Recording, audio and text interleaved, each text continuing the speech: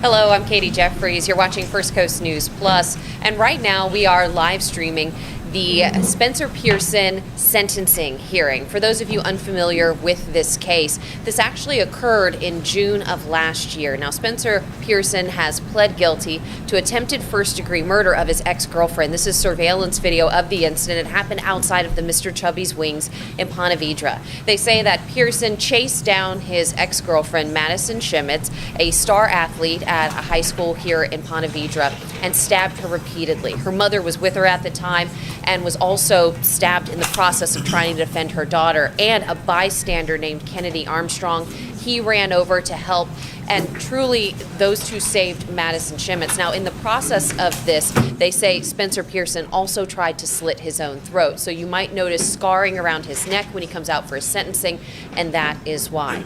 So Madison was actually paralyzed after this attack, and we have chronicled her journey as she has been trying to learn to walk again. She was a softball athlete in high school, a star athlete, and they say that prior to this attack, there had been issues between the two. Police say that Pearson had been following Madison Schemitz for months, which is why when her mother and Madison saw him in the parking lot, they both kind of took off towards the car. And that's when he attacked Madison. So this is from a prior court hearing. And again, he has since pled guilty to attempted first-degree murder, among other charges. And we know that during this sentencing hearing today, it was supposed to happen back in October, but it was actually delayed because the defense team for Spencer Pearson wanted more time to gather materials because they said that he possibly had CTE from football, from playing football, that might have contributed to why he attacked his ex-girlfriend. As we know, CTE is an issue with the brain that can occur, but technically it can only be diagnosed after a person's death. But they say that there's been some new research that shows MRI imaging can sometimes assist with a CTE diagnosis, and his defense team wanted some additional time to explore that. So you might hear something about CTE diagnoses while they're in the sentencing phase today. But mainly during the sentencing phase, we do expect to hear from Madison Schemitz herself, that she will address the court there. And when we could see in the live shot of the courtroom, she was there in the front row. And the courtroom itself was filled. You can see they're filled with supporters for Madison. It looks like her mother is there as well, and also several deputies. This is a packed courtroom in St. Johns County. This has been a story that really resonated with a lot of people, and it's a story that, of course, people have been following very closely as Madison has worked to be able to walk again. And of course, she's been doing some kind of advocacy work for domestic violence as well after this occurred. So as we are waiting here for Spencer Pearson to come into the court, this will be for a sentencing hearing, and this is for attempted first-degree murder, which he has since pled guilty to. Now, we know even after this, there's going to be a news conference with Sheriff Rob Hardwick. He's going to be discussing this, and we are hearing that Madison's mother, along with Kennedy Armstrong, the man who ran in to help, both of whom sustained serious injuries from this attack, that they are actually going to be honored with kind of a Medal of Bravery, I believe from Carnegie Mellon, for their actions to be able to save Madison from Spencer that day. But you can see the chaotic scene. This is from body camera video outside of the Mr. Chubby's wings on June 3rd of 2023. It looks like people are working on Pearson along with Madison. Again, her mother and Kennedy Armstrong all sustained injuries from the attack. And we of course followed this very closely. You see them putting up the crime scene tape around the Mr. Chubby's. There were a lot of people there that afternoon that of course witnessed this attack. And right there along A1A, one of the more heavily traveled roads in our area. Again, this is video from a prior hearing that Spencer Pearson, you can see him being brought in. And again, you can see the scarring around his neck that we discussed. And that's because after he was pulled off of Madison during the attack, one of the bystanders said he tried to slit his own throat. And that's why he needed hospital treatment as well. And that's why you see the scarring. So we are going to continue to stream. I'm being told that we're going to continue to stream, so please stay with us as we await the judge to enter. And we are again going to hear from Madison Schemitz herself. She's going to be speaking in this sentencing hearing, and you could possibly hear from the defense team as well, maybe talking about CTE as a defense for his actions. So make sure you stay with us, and we will hold this for you throughout the morning.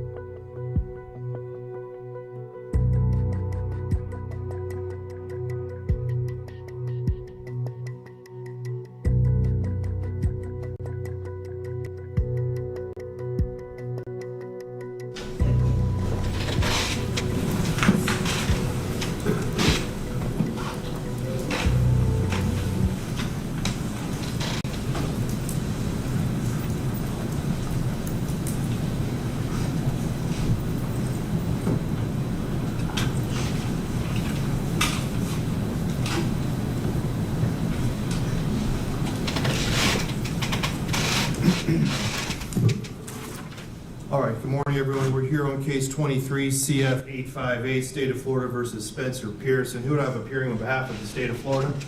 Good morning, Your Honor. Jennifer Dutton. Good morning, Judge Sarah Thomas. Good morning to both of you. And on behalf of the defense? Good morning, Your Honor. Matthew Kuchergis, and present with me is my partner, Elizabeth Betsy White, as well as Hannah Blythe Donovan. All right, good morning to all of you. For the record, Mr. Pearson is also present before the court. We are here for a sentencing hearing. Mr. Pearson was previously before the court. At that time, he had entered a plea of guilty to counts 1, 3, and 5 of the information. It was 2 counts of attempted first-degree murder with a weapon, 1 count of aggravated battery causing serious bodily injury with a weapon.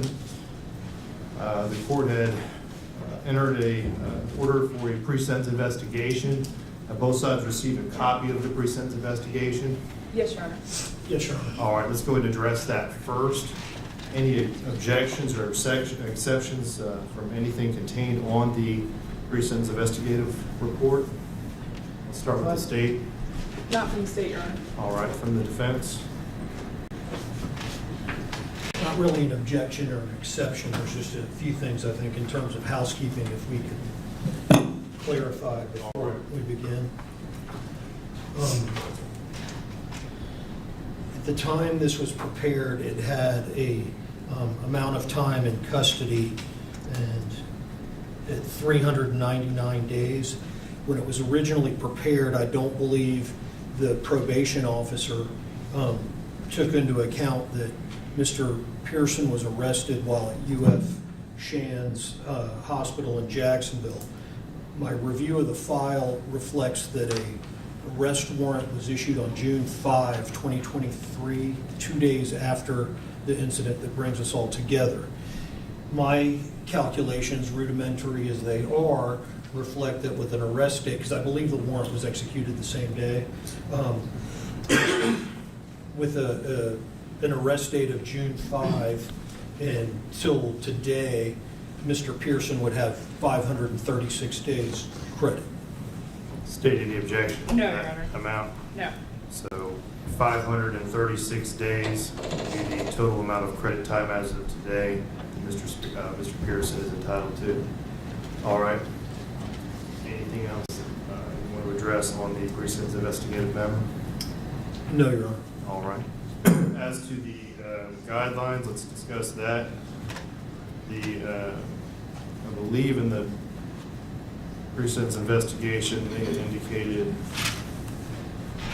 227.25 months was the bottom of the guidelines. Is that correct, Steve? That's correct, Your Honor. That converts to approximately 18.93 years at a minimum. All right, and that is the bottom of the guidelines up to life in prison on counts 1 and 3. The maximum on count 5 would be 30 years. Is that correct? That's correct. Okay. And defense, do you stipulate and agree that the calculation of 227.25 months is accurate, and are you stipulating to the scoring of the victim injury points as they've been calculated by the state attorney's office?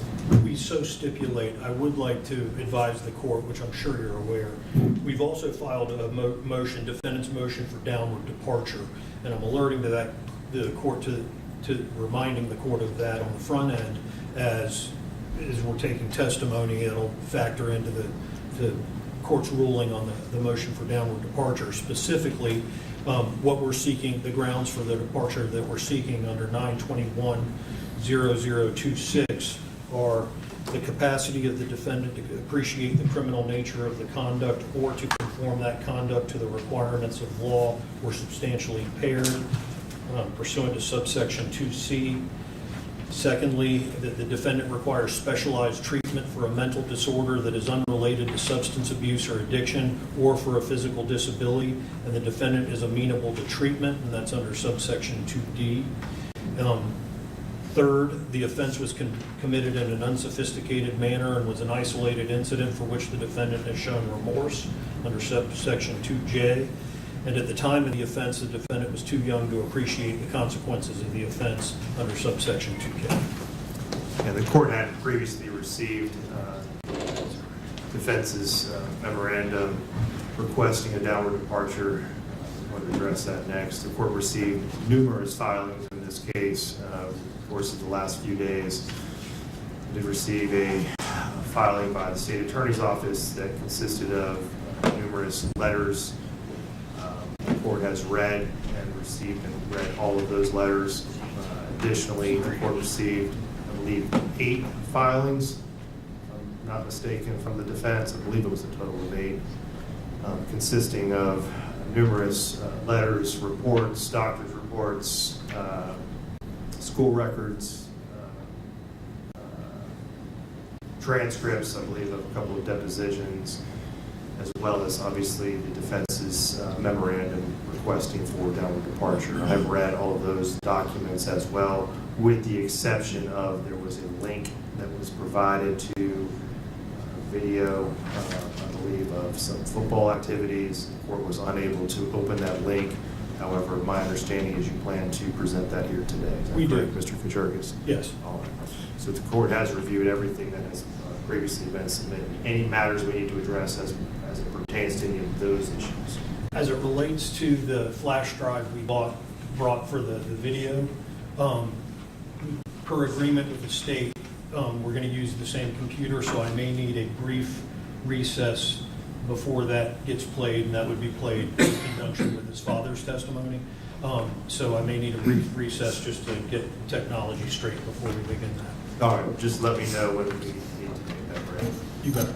Any other matters that we need to address as to any of the filings? Was there any, I believe there was some mention about one of the filings being confidential? Yes, Your Honor. The state is going to ask, one, that the court strike or not consider Exhibit 18.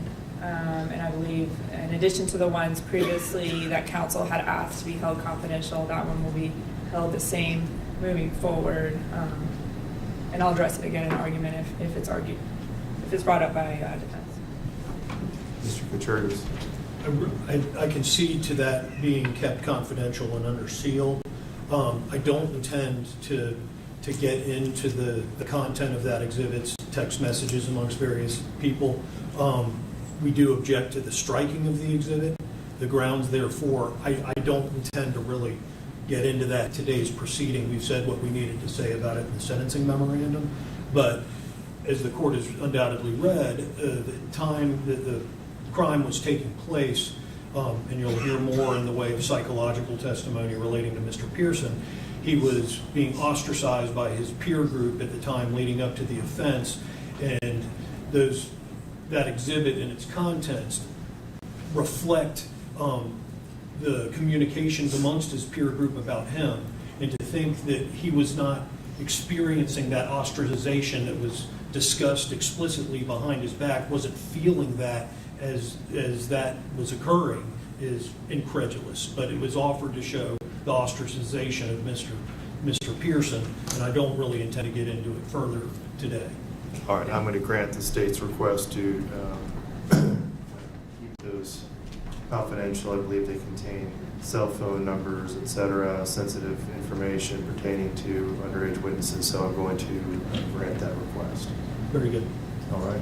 Anything else from the state? No, Your Honor, I guess just if we're putting our arguments on the record for now, yes, and I'm asking the court to disregard them in consideration of mitigation, simply because the messages that are contained in there are without this defendant's knowledge. And I understand Mr. Kuchergis' argument, but he did not specifically have any knowledge of what is said in there, so therefore it cannot directly impact on his state of mind at any point. And so that's why we're asking not to consider them. All right, thank you. All right, how many witnesses did you want to call? I believe we're going to, I know we have some folks, doctors that are been called away at this point, and they're going to be, we have to call them a little bit later out of order. Yes. So how do you want to proceed at this time? The state has the case agent, Detective Haas, that I can put up first to lay like the factual background of the case. That'd be fine. And if I may, there is going to be a patchwork of things taken out of order. And for the record, I believe the state and I are in agreement to that procedure. Yes. I understand. Okay. All right. You have your detective here? I do, Your Honor. The state would call Detective Hannah Haas. All right. If you can call and sit at the witness stand, please. Raise your right hand. Do you swear or affirm the testimony you're about to give will be the truth, the whole truth, and nothing but the truth, so help you God? I do. All right. Counsel, your witness. Thank you. Good morning, Detective. If you would, please state your name and spell that last name for the record, please. Yes, ma'am. It is Hannah Haas, Haas. How are you employed? I am currently assigned to the Major Crimes Unit at the St. Johns County Sheriff's Office as a detective. How long have you been with the St. Johns County Sheriff's Office? Just over 3 years. Do you have any prior law enforcement experience? Yes, ma'am. I worked for the Bradford County Sheriff's Office for approximately 12 years prior to transferring. And if you could scoot a little bit closer. What were your roles with the Bradford County Sheriff's Office? I started out as a 911 dispatcher, and within that time, I became a sheriff's deputy and then worked in the criminal investigations unit for general investigations and then promoted to supervisor. And with St. John's, how long have you been in the Major Crimes Unit? Almost 2 years. And so you were in that capacity in June of 2023? Yes, ma'am. The incident that we're here occurred June 3rd. It was a Saturday. So are you working on a Saturday or are you on call? I'm on call. Okay. When did your agency start to receive calls about an incident that had occurred at Chubby's restaurant in Ponte Vedra? At approximately 4:30 p.m. Describe what deputies encountered when they arrived on scene. When deputies arrived on scene, they observed 4 persons injured in a grassy area between the Chubby's parking lot and A1A. They also observed multiple witnesses on scene as well as fire rescue assisting those persons. Okay. So EMS, some of EMS had actually gotten there first before law enforcement. Yes, ma'am. Those 4 persons that were injured, can you identify them all for the record, please? Yes, 17-year-old Madison Schemitz, Madison's mother, Jacqueline Roger. We also have the bystander who stopped the incident, Kennedy Armstrong, and then we have the defendant, Spencer Pearson. So did you get called out to this scene by patrol? Yes, ma'am. Okay. What time do you get there and what is the scene like? What's going on when you arrive? I got there at approximately 6 p.m., received a phone call about 5 p.m. When I arrived on scene, our victims and the defendant had already been transported to the hospitals. This scene was secured by crime scene tape, and there was witnesses standing by waiting for interviews. All right. And at this time, Detective Haas, I'm going to display on the screen some photographs and just ask you to kind of describe what we're looking at in the vantage point of these images. So here is Mr. Chubby's wings. It's at 150 Valley Circle in Ponte Vedra. This is the north side of the building in the parking lot. This is the same vantage point of the north side view of the parking lot. Okay. And that highway or street that you see at the top of the photo, which road is that? That'll be A1A. And as we sort of move around the building, what do you note of evidentiary value in the photos? The white Jeep and the black Tahoe are both Madison and Jacqueline's. Okay. The white Jeep belonged to who? Madison Schemitz. And the black Tahoe? Jacqueline Roger. Her mother. Okay. So this is just another vantage point, kind of standing on that sidewalk. Is that on the east side? It is on the east side of the building. All right. And do you see another vehicle of interest in this image? Yes, the gray Chevrolet is going to be the defendant's vehicle that he traveled there in. Okay, the truck off to the right? Yes, ma'am. And what vantage point are we looking at here? Now we're looking towards Mr. Chubby's wings. This is the grassy area on which the deputies observed our victims and defendant injured. And then we have Madison Schemitz's white Jeep and the black Tahoe that belongs to Madison's mother, Jacqueline, and Spencer Pearson's vehicle being the gray Chevrolet truck. You were out at the scene. From the vantage point of A1A, can these vehicles be seen? Yes. And again, what's being depicted by the little green markers in this photo? So we're showing the location, evidence where the blood was from our victim and the defendant in the grassy area, clothing that was used to render aid to the victims, and then additionally the knife that was used. And where is the knife at this point in the process, what was it being marked by? Being marked by the green placard, and it is still lying in the grassy area where Spencer was. And I believe there's an orange cone as well marking Yeah. it. Yes, sir. This is just an up close of some of the blood evidence that was seen at that point. Yes. This is sort of two images of that knife that was marked, first by the cone and then second by photo marker 13. Is that right? Yes, ma'am.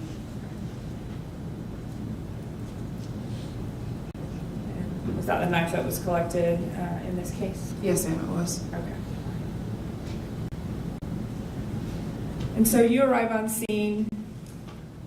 Do you get obviously briefed by patrol and take a look around with other detectives? Yes, ma'am. We completed interviews, took a look around, got with our forensics, started taking in evidence. At some point, did you or other members of your agency obtain video surveillance from Chubby's as part of your investigation? Yes, Detective Malka obtained the surveillance video from Mr. Chubby's wings. Okay. Now, did Mr. Chubby's just have one camera, or did they have multiple angles and things? There was multiple angles, Both inside and outside? inside and outside. Did was a compilation video put together by your agency in like a timeline format? Yes, ma'am, it was. Okay. Before we show that, I'm just going to get some general things out from you about what is going to be in the video. This is a screenshot essentially of the video. What area are we looking at here? We're looking at the dining area inside of Mr. Chubby's wings. And if you look, there's Madison and her friend Chloe. They arrived first. And also at the table is Jacqueline and Chloe's mother, Casey. Okay. Is it this table down here on the ground on the black carpet there with, I believe, 4 females you can see? Yes, ma'am. Okay, we'll get a better picture of it here in a little bit. So Madison and her friend, you've gone back and watched, the entirety of the video. Madison and her friend Chloe arrived first at Chubby's? Yes, ma'am. In Madison's vehicle? Yeah, in Madison's vehicle. And then Madison's mom and Jacqueline arrive and join them Yes. to eat. Yes, ma'am. What time does the defendant walk into Chubby's? The defendant walks into Chubby's at approximately 3:37 p.m. And what does he do generally while he's in there? What did your investigation show? Well, the video will begin with Spencer, the defendant, arriving in the north part of the parking lot in the building. And he pulls in and then puts it in reverse and pulls around to the front, passing Madison and Jacqueline's vehicles. Once he's parked, he walks in at about approximately 3:37. Once he's in, he then walks over to the bar area, sits at a high top table with a view of Madison and her friends and family, then orders mozzarella sticks. After that, Spencer then goes to the restroom and then returns at 4:16. So he returns to his table at 4:16. And then what time do Madison and her group leave the restaurant approximately? You'll then see Madison, Chloe, and Jacqueline get up and start to leave the building at 4:29. And then shortly thereafter, what happens? And then the video shows the defendant leaving the table, exiting the building, and chasing down Madison and striking her multiple times. Okay.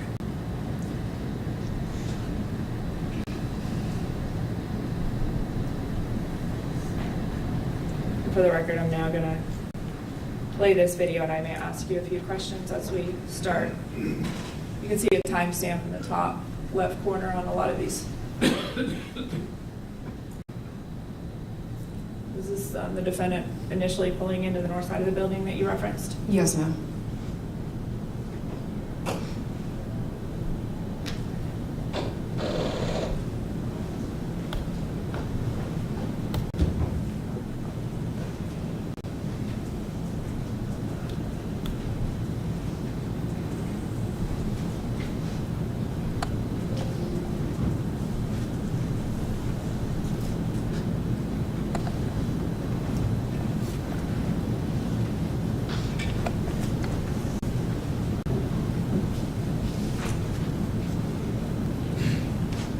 So we can see a little better. Can you just describe each of the parties by the clothes they're wearing? Yes. Chloe is wearing a gray shirt with a bag around her shoulders. Madison is in the black t-shirt and shorts, on her phone in the middle next to her mother, Jacqueline, who's wearing an orange tank top, shorts.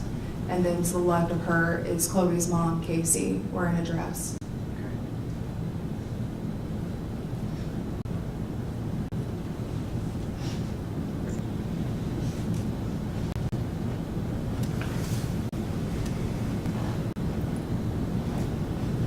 You see coming into the camera. You'll see the defendant walking to the bar area, to the high top table, and then take a seat. This is a different angle, the same thing. Yes.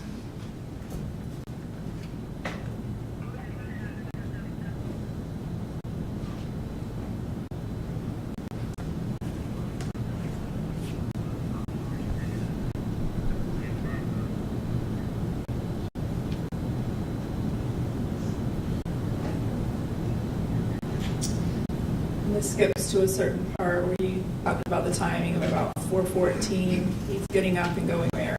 He's going to the restroom. You see him. This is again a different angle right here. Is that when on the video it becomes obvious that the women in the restaurant, Madison and family, see him? Yes, Madison's very surprised and immediately alerts her mother.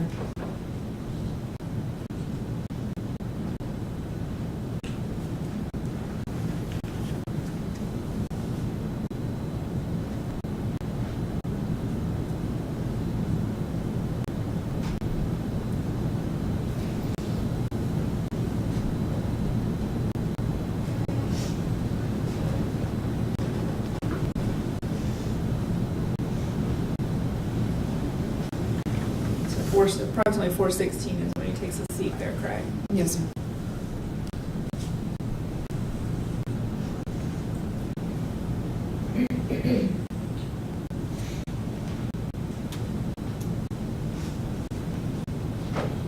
Now, I think in time, just so the record's clear, we skipped ahead at 4:26. 4:26, is that right? 16:26? Yes, sir.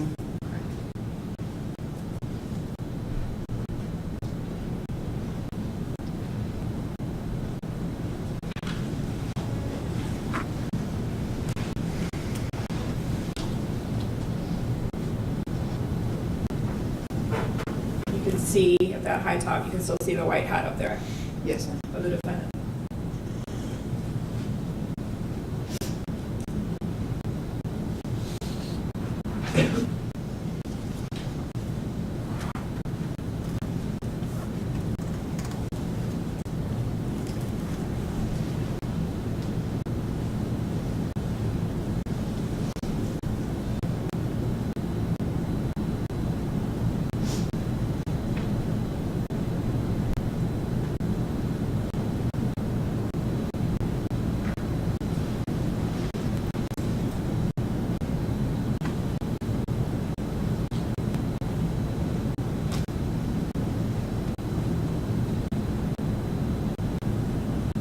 Does anyone at this table ever up and approach the defendant or No, speak to him in any way? No, they do not.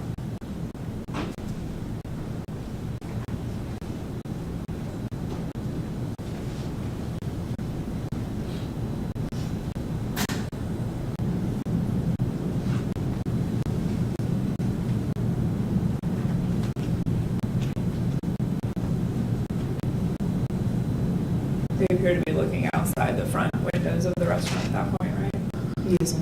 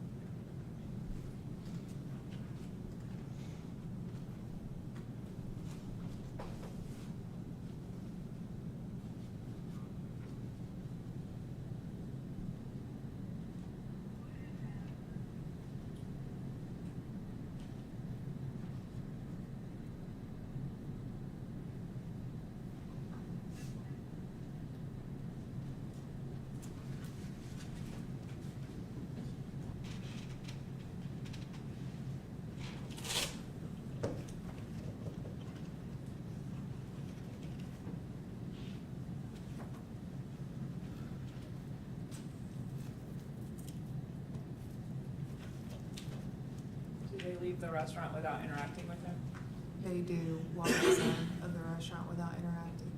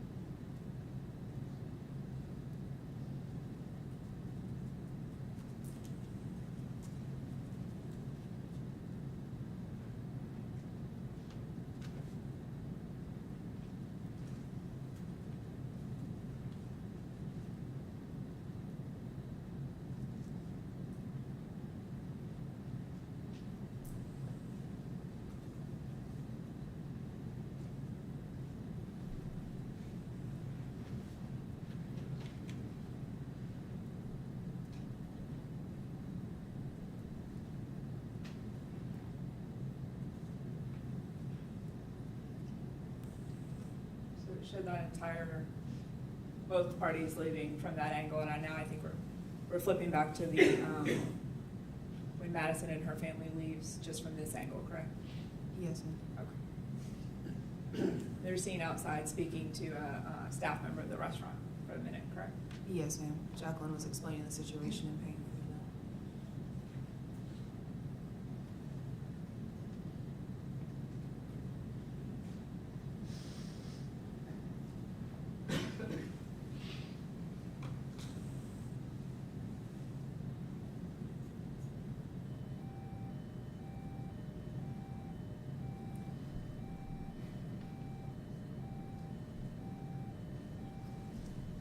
Karen, can I pause this until? Hold on 1 minute.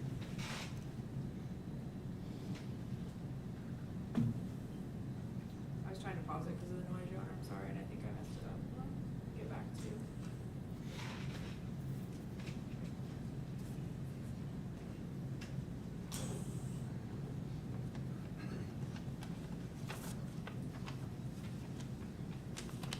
Just correct here.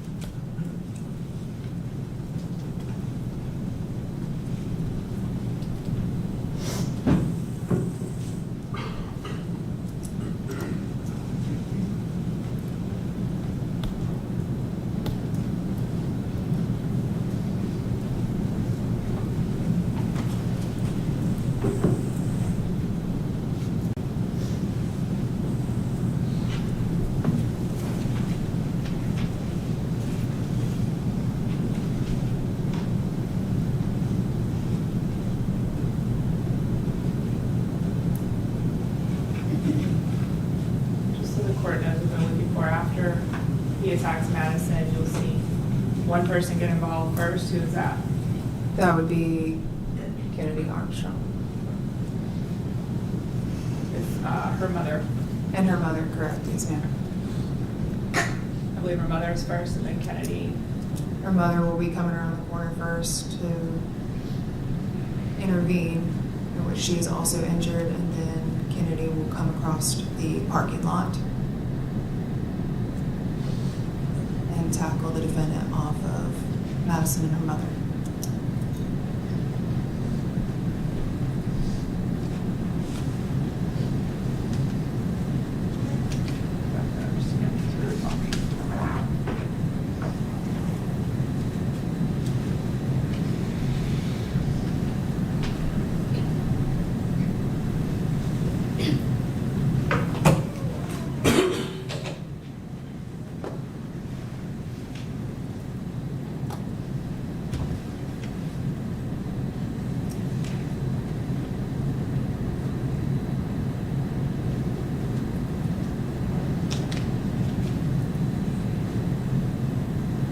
Restaurant with her mother.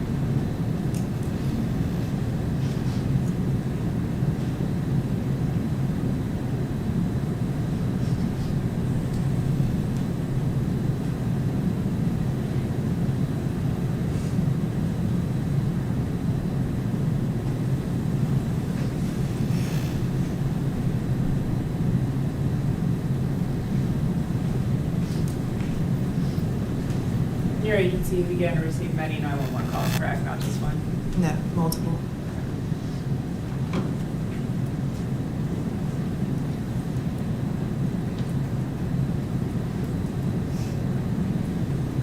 And it's obviously hard to see any of the parties that are down at this point, but you're aware after Kennedy Armstrong knocks him off of the two women, there's another male that gets on top of Mr. Pearson in an attempt to get the knife away. Yes ma'am. And that's a different person than Kennedy Armstrong. Yes ma'am. Okay.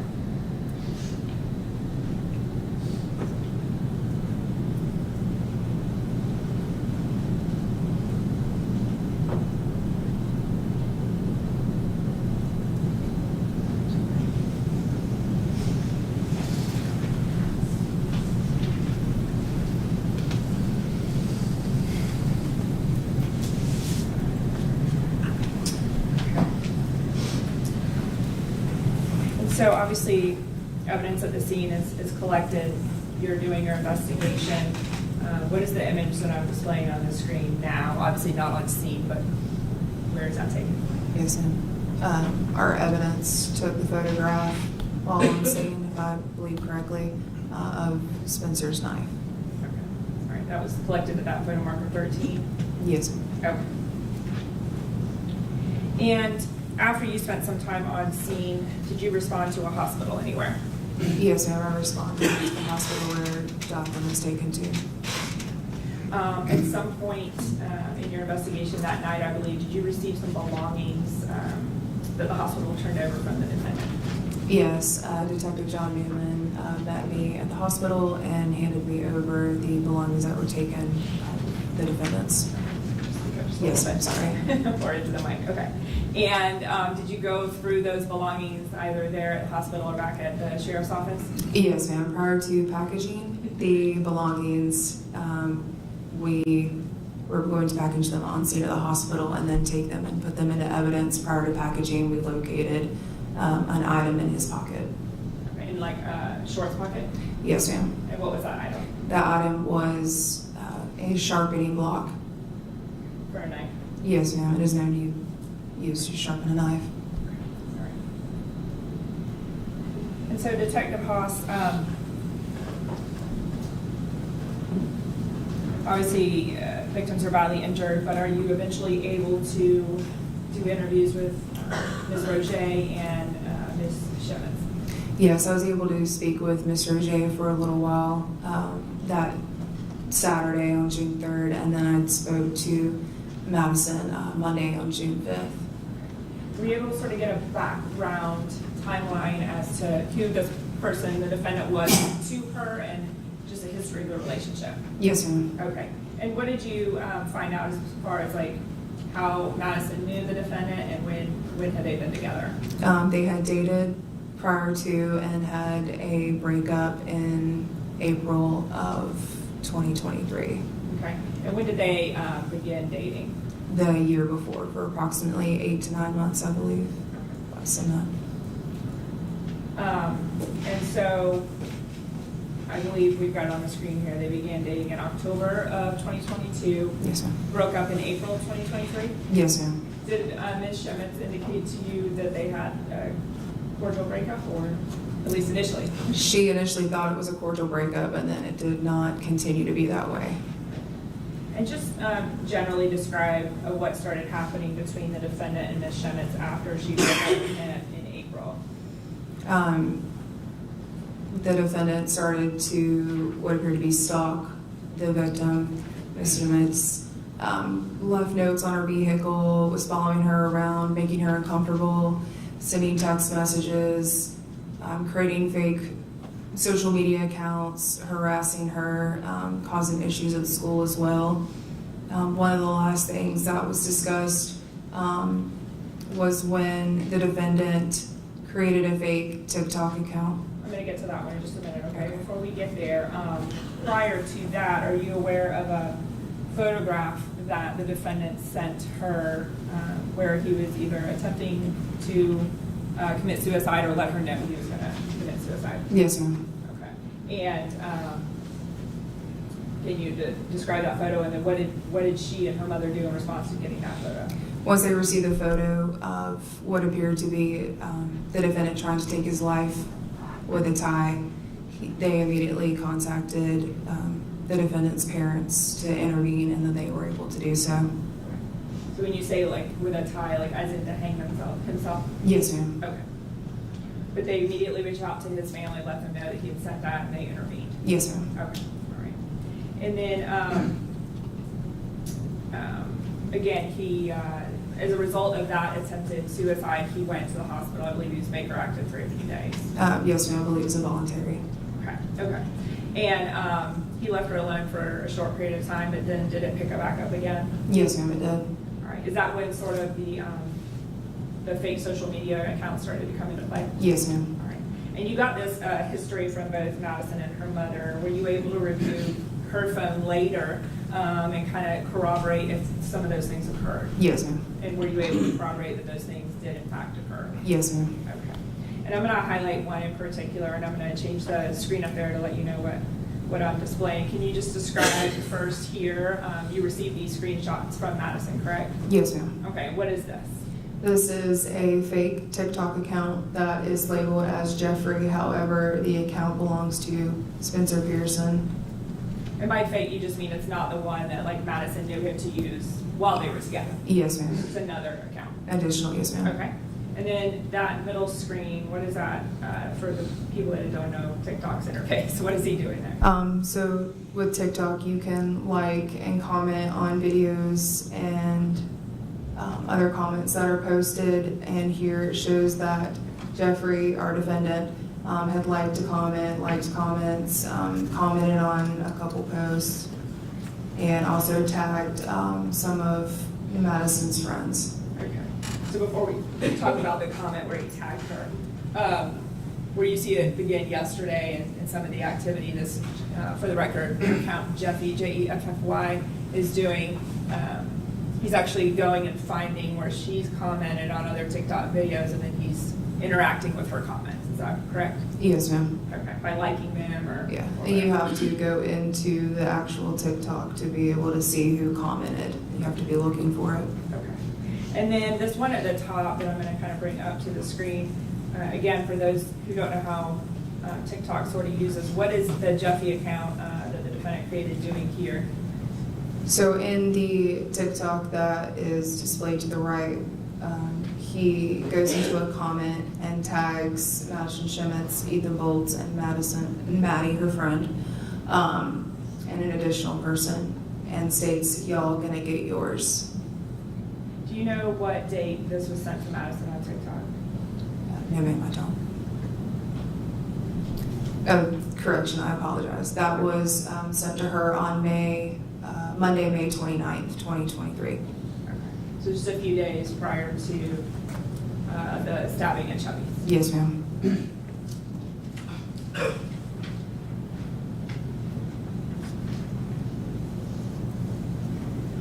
And we talked about some of the evidence you were able to see in Madison's phone. Did your agency seize and attempt to search the defendant's phone for any evidence? Yes, ma'am. And was that successful? We were able to get a partial download, but not a full download. Digital forensics wasn't able to get a full download due to not having the passcode, and so today they hadn't been able to get a full download of the phone. Okay, so limited data, if anything, unless you have the password, Yes, or ma'am. can crack through that password Yes, forensically. ma'am. Okay. And that hasn't been successful to date? No, ma'am. Okay. No further questions for this witness? Cross-examination.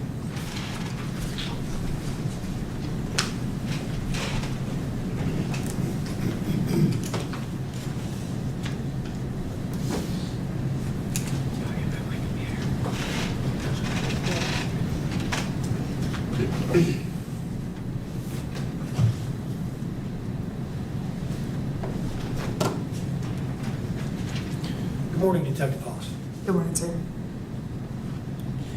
When you began your testimony, you were talking about the 4 people injured at the scene when you were being dispatched there to what I'm just going to refer to as Mr. Chubby's as opposed to the address. Are you Yes. tracking me? Yes, sir. Okay. And you'd mentioned there was 17-year-old Madison Schemitz. Yes, sir. How old was Spencer Pearson? At the time, 18 years old. And do you know how far removed from his 18th birthday he was? No, sir. Okay. Fair enough. Did you prepare the arrest warrant affidavit? No, sir, I did not. Okay. Did you ever come to learn he was born in August? Through the investigation, I did, yes, sir. Okay, and this was June 3rd, Yes, sir. so roughly 9 months removed from his 18th birthday. Yes, sir. When we watched the video, and let me back up. In your role as lead detective, you're kind of supervising or aware of the overall investigation, even though you may not perform every function. People are keeping you abreast as to what happens because you're the lead detective, correct? Yes, sir. Okay. For events like this today where you may have to testify about a case you worked. Yes, sir. Okay. Now, when we watched that video, when Mr. Pearson came in to park the truck and then relocates it to the, I think we said the east side of Mr. Chubby's, Yes, sir. to the south of that area where he parked, to the south end of the business, there's no escape, is there? No, sir. Okay. So Mr. Pearson relocated his vehicle from a spot that would have been easier to exit had he wanted to do so than where he ultimately parked the car. Yes, sir.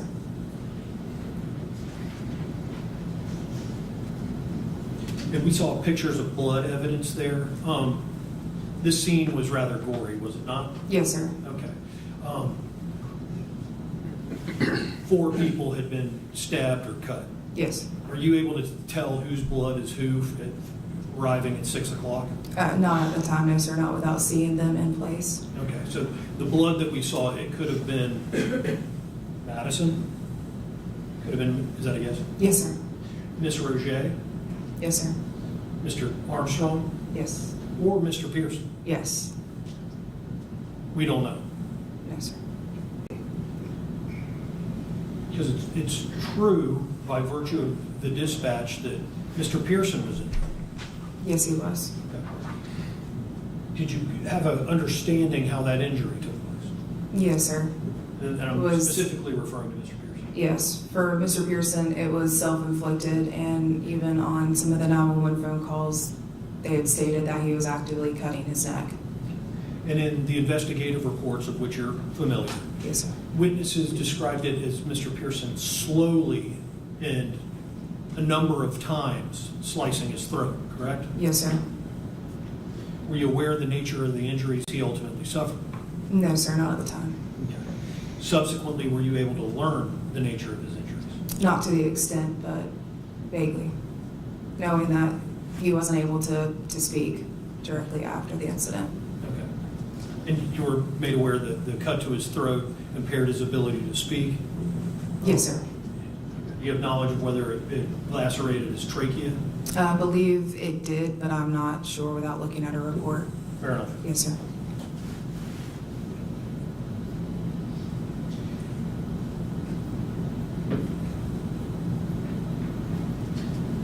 When you responded to, was it Memorial Hospital where Ms. Schemitz was? Yes, sir. And Ms. Roget was there? Yes, she was. And you conducted a sworn interview of Ms. Roget, did you not? Yes, sir. And in that interview, prior to certainly this incident, but even before the breakup between Madison and Mr. Pearson,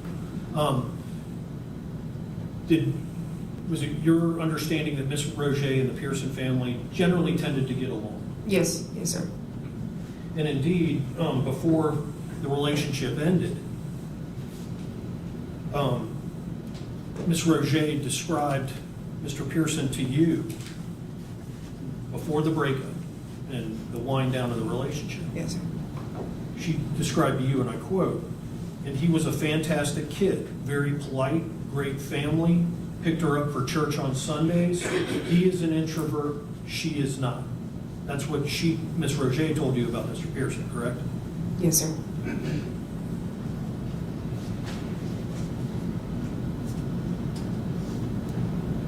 Now, when we were viewing the video surveillance, both, I want to focus for a moment on the interior surveillance of Mr. Chubby's. Yes, sir. You had described Mr. Pearson taking a seat at that high top table in the establishment, correct? Yes, sir. Now, I don't know how well it got captured on that video, but just to round it out in testimony, when you enter the restaurant, there was the table to the left where Madison, Miss Roget, and their friends were seated, correct? Yes, sir. And then you have to walk up a little bit of steps, I think there's 3 to be exact, to get to the elevated bar area that has bar stools around the bar and high tops located around it as well. Yes, sir. And you said that Mr. Pearson took a seat in view of where the ladies were sitting. He took a seat at a high top table that was in view. Yes, sir. Okay. Have you ever been to the restaurant? No, sir. Not inside. You've never sat at that table? No, sir. I did not. In watching the video, you would agree with me that there's not only the wall that is a barricade from the upper bar area, but there's even a little bit of a covered glass partition above that wall. Yes, sir. Based on the video. Okay. And the video is captured from the ceiling in the corner, Yes, sir. kind of a bird's eye view of the establishment. Yes, sir. But you've never been in and inspected the scene in the interior from the corner where he was sitting behind the wall and behind the divider to determine whether he could see these ladies when he was seated at the high top. No. No, sir. I did not. Okay. And so as we sit here today, you really don't know whether he had eye shot while he was seated at that position in the corner behind the dividers or not. No, sir. Not without sitting in this position. And you never did that. No, sir.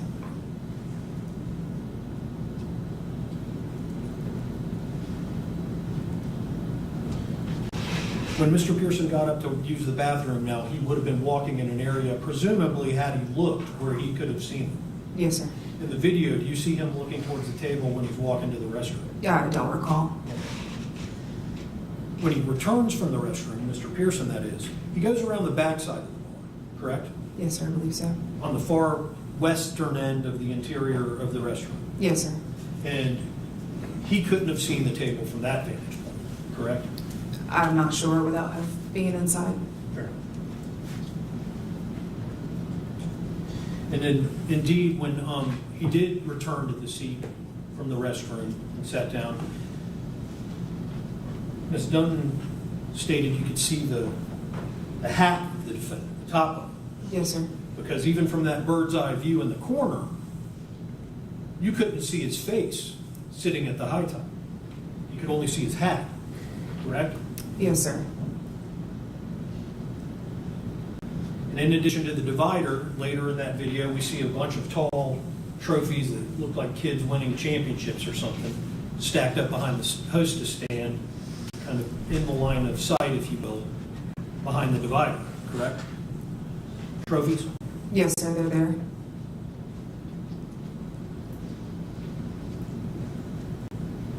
And then tragically, we watched these ladies and Mr. Armstrong get injured. Yes, sir. Now, when you're assigned the case, and in the modern era generally, isn't it true that law enforcement would like to get access to people's cell phones? Yes, It sir. contains a lot of data, Yes, sir. a lot of communication. Yes, sir. It's a good source of an investigative tool for a lady such as yourself. Yes, sir. So undoubtedly, when you're on the scene collecting the property, we've heard about the sharpening stuff. Yes, sir. You're looking for Mr. Pearson's cell phone. Yes, sir. Did you find it at the scene? It was not at the scene. Okay. And the scene, and I'm using that term broadly, Mr. Chubby's, the parking lot, the grass, the sidewalk, anywhere in that area, you did not recover a cell phone from Mr. Pearson? No, sir, we did not. Okay. Now, Mr. Pearson, after he parked the car, as we saw in the video, he never returned to that vehicle, did he? His truck? No, sir. Okay. That vehicle never left the parking lot until it was seized and taken into custody by your agency, the St. Johns County Sheriff's Office. Yes, sir. There was a search warrant obtained for Mr. Pearson's truck. Yes, sir. And I don't recall, were you party to the execution of that warrant? Yes, sir, for the vehicle. Okay. So when the vehicle was searched, once again, you're probably on the lookout for a cell phone, are you not? Yes. Okay. When you searched the vehicle for a cell phone, did you find one? No, sir. Okay. And Mr. Pearson, when he was transported from the scene, are you aware how he was transported? I was not. Okay. And you weren't made aware that he was life flighted to? I was made aware that Madison was. I was not at the time made aware that Spencer was. Okay. Were you ultimately made aware that he was life flighted to UF Shands Hospital? Yes, sir, I am now. Okay. So as we sit here today, you are aware that due to the nature of his injuries, he required life flight transportation as well. Yes, sir. And just to round that out, when we're talking about life flight, that means a helicopter. He's not in the back of an ambulance. They get him airborne, just as they did Ms. Schemitz, because of the critical nature of their injuries. Yes, sir. There was a concern both of those young people were going to die, was there not? Yes, sir. The nature of both their injuries was such that there was a serious concern that one or both of them may die. Yes, sir. Madison, from the injury she sustained at the hands of Mr. Pearson stabbing her, I believe it was approximately 17 times. Is that the final tally on that? Approximately, but the Dr. High would be able to describe that better. Understood.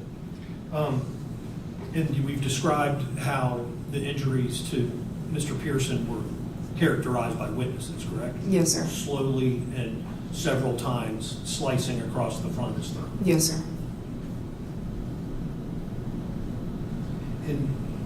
In any event, when Mr. Pearson gets transported to the hospital, UF Shands, they collect all of his property in the course of the transport, correct? Yes, sir. All right, and that property was ultimately turned over to you or one of your colleagues, was it not? Yes, sir. Was there a phone there? No, sir. All right. So you didn't recover his phone from the scene, his vehicle, and it wasn't taken with him via transport? No, sir. Ultimately, the phone was collected, however. Was it not? Yes, sir, it was. A search warrant was issued for Mr. Pearson to acquire his phone as well as a computer, correct? Yes, sir, it was. And do you know how, or when and where the phone was obtained, Mr. Pearson?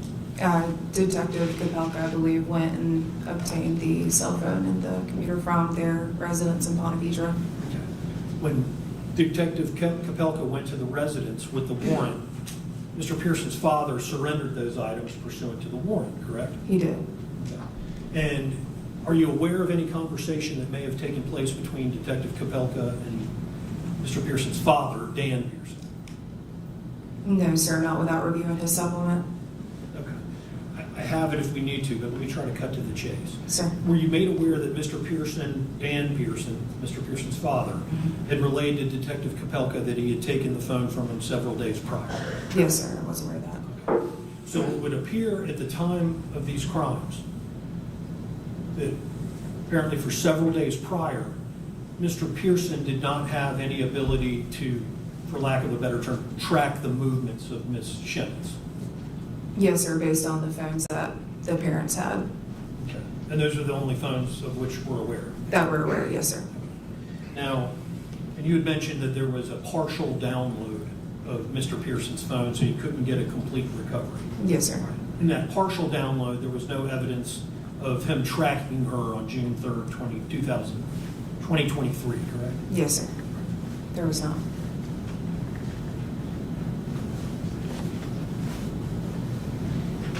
And you said you haven't been able to access the phone because there was, you didn't have the password.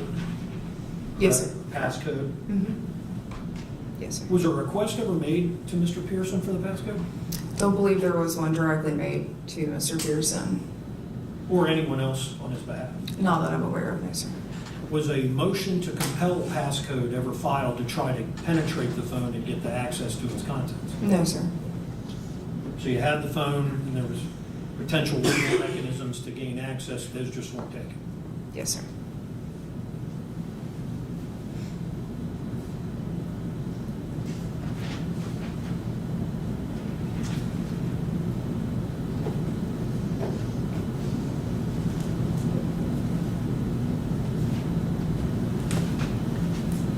In addition to Mr. Pearson attempting to take his own life on June 3rd, 2023, you were made aware of, and how were you made aware of his prior attempt at suicide by hanging himself? Through Madison and Jacqueline. They were aware of that Yeah. circumstance? Yes, sir, they were. Okay.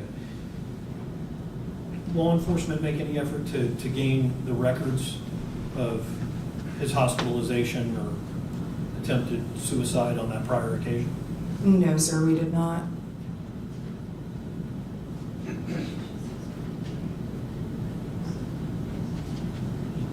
If I may have one moment here.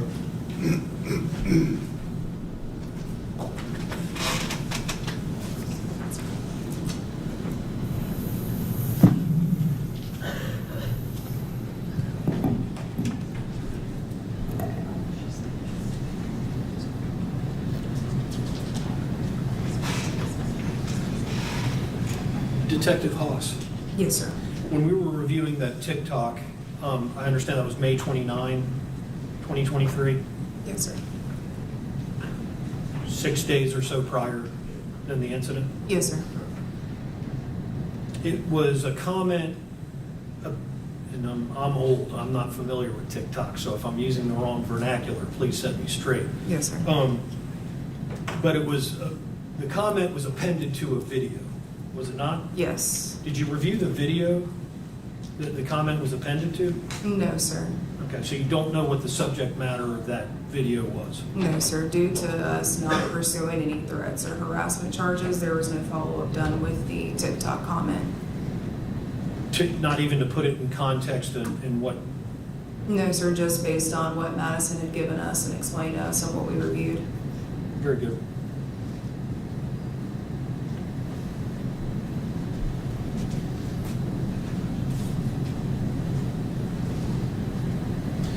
Detective Haas, I don't believe I have anything further. Yes, sir. Redirect. No, Your Honor. All right, this witness be excused. She may. Thank you, ma'am. You are free to go. Yes, sir. Thank you. State, you may call your next witness. Your Honor, we haven't heard from the next doctor, so you're ready for that. All right. Yeah, as I said, we're going to I have a understand. patchwork going in. Okay. Your Honor, the defense would like to call Dan Pearson. All right.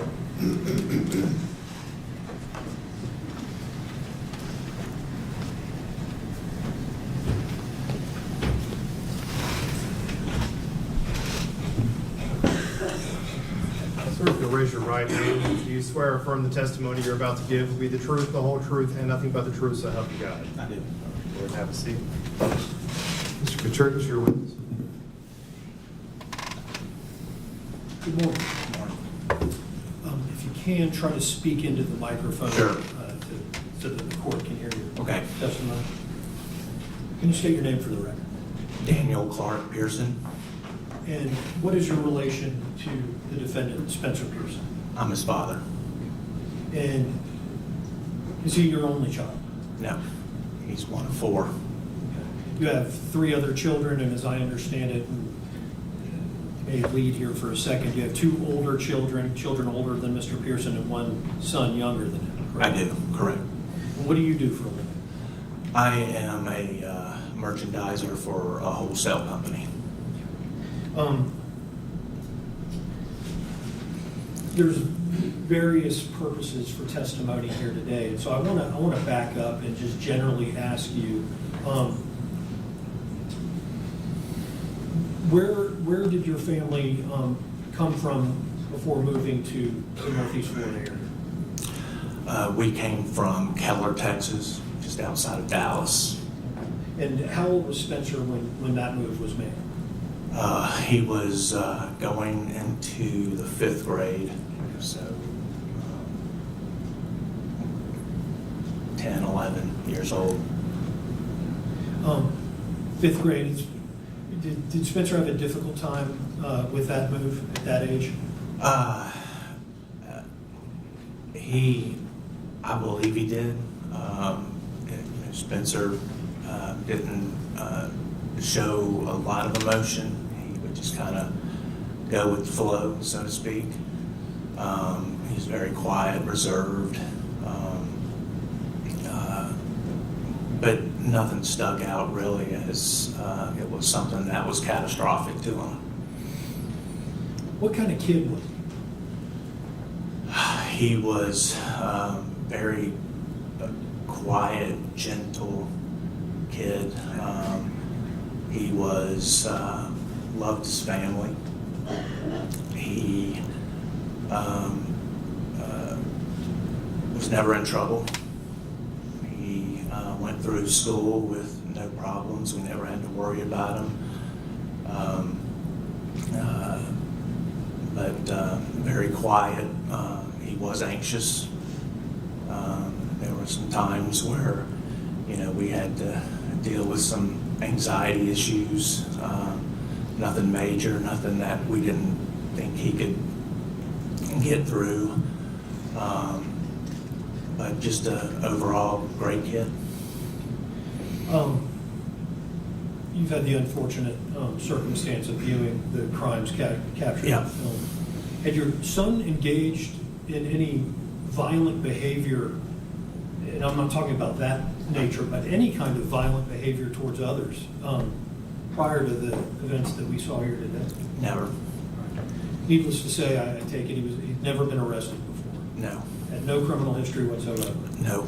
And so you're raising him up through age 18, believed him to be a kind, gentle, good kid. Absolutely. Now, Your Honor, I probably should have asked for a brief recess before Mr. Pearson, but I may have to take one in the middle, and I apologize. All right. To get some technology sorted out. Did your son play sports? Yes, he did. Okay. Over the course of his young life, what did he play? A lot of football, a little bit of soccer, and quite a bit of baseball as well. Okay. As time went by, did you focus on one sport more so than others? Yes, football. Okay. Your Honor, if I may, can we have a brief recess so that I can... We'll take a 10-minute recess. Court's in recess.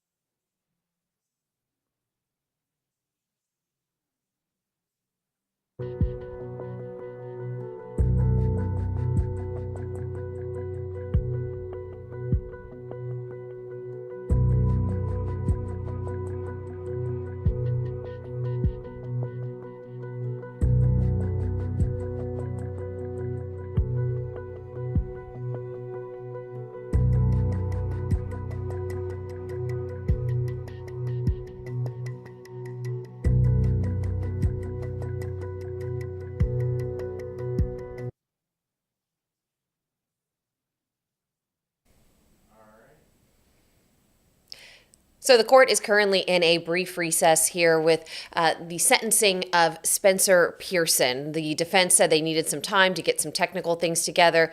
Before they went to a short recess there, it looked like it was Spencer Pearson's father who was on the stand, and they were just starting to talk a little bit about Spencer Pearson's activity in sports. And we know that previously the defense has said that they wanted to look into CTE, a concussion type of situation that can occur when an athlete plays sports. Now, CTE, of course, has been something that's been talked about within the NFL, but technically has only been able to be diagnosed after a person has died. But the defense in previous documents has said that they were looking into research that involved MRIs of a person's brain to see if you could see effects of CTE while a person is still alive. So expect when they come back to start hearing more about the CTE kind of argument in this sentencing. For those of you just joining us, this is the sentencing of Spencer Pearson. It was back in June of last year that he attacked his ex-girlfriend, Madison Schemitz, outside of the Mr. Chubby's Wings in Ponte Vedra, stabbing her 17 times, also stabbing her mother, as well as a bystander who rushed in to try and help. Madison Schemitz, she is there in the courtroom. She's in the front row. We've seen her a couple of times during this hearing. She is expected to address the court as well. Now, before Spencer Pearson's father took the stand, one of the lead detectives was also speaking about the case, walking through the surveillance video that was shown, as well as kind of TikTok messages that were sent and TikTok accounts that were made before the attack occurred. And in police documents, we had seen that Madison Schemitz's mother had said that Madison was being followed by Pearson kind of in the time leading up to this attack. So they're in a brief recess now. They were taking about a 10-minute recess, probably about 5 minutes at this point. So make sure you stay with us, and the sentencing hearing will continue after a short break.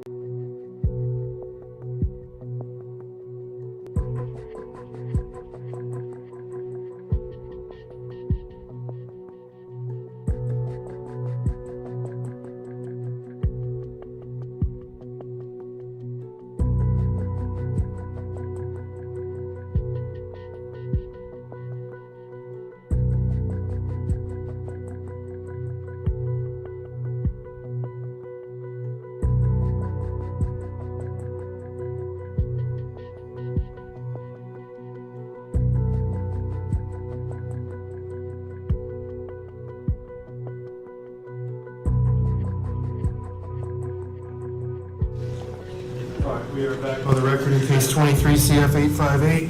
All parties are present. Mr. Kachergis, you may continue with your direct examination of this witness. Thank you for the brief research. Mr. Pearson, I was asking, your son had kind of narrowed his competitive sports down to football by the time he had graduated, towards the end of his high school, correct? That's correct. Okay. And in connection with this case, you put together a montage video of some of Spencer's footage playing football, and just to put a finer point on that, when did Spencer begin playing tackle football? At the end of age 6. So at age 6. And when did he stop playing tackle football? 18. Okay, and that would have been his senior year in high school? Correct. And at age 6, I've got 3 sons, I should know this, but at age 6, you're roughly what, second grade? That sounds about right. Okay. So from second grade all the way through senior year and 12th grade, 10 years he's playing tackle football. Yes? 10 to 12 years. Okay. Yeah. 6 to 18, 12 years. Yeah, correct. And you've put a video together, a montage, if you will, of various clips of Spencer playing football over the course of his lifetime. Yeah, I mean, it's a brief video. It's about 2 minutes, I believe. It's a couple of minutes with that, with the urgency of time. This is what we could come up with, but there's lots more. Okay. And I know you didn't have a counter for every time he was playing and hit his head playing football, but were you able to estimate the number of contacts to his head over the course of his career? Yes, I calculated roughly 10,000, just over 10,000 hits. And how did you make that calculation? Well, I did a calculation of the number of games, number of practices, which included spring football as well, all the way up through Pop Warner, Little League, Pop Warner, middle school, high school, and then calculated the number of events during the week, a couple of practices until you got into a higher age group where they were pretty much practicing every day, every week. And I averaged at 15 hits an event, which Per practice? per game, which is very conservative, but that got me to a number we could talk about. Approximately 10,000. Correct. And I know at least towards the end of his career, what position did Spencer have? Towards the end of his career, it was mostly defensive end and some special teams. Okay. Defensive end, you're on the line. Correct. You're making contact usually with one's head almost every play. Yes, you are. Okay. And then special teams, the opposing teams are at a distance running at one another, and larger collisions can happen in that. Correct. And he usually played both kicking and receiving. And you've had the opportunity to review this montage before court here today, correct? You put I it have. Together. Yes. And with the court, I would like to play that montage for the court. I think it's 2 minutes, 11 seconds. Any objection? You may proceed.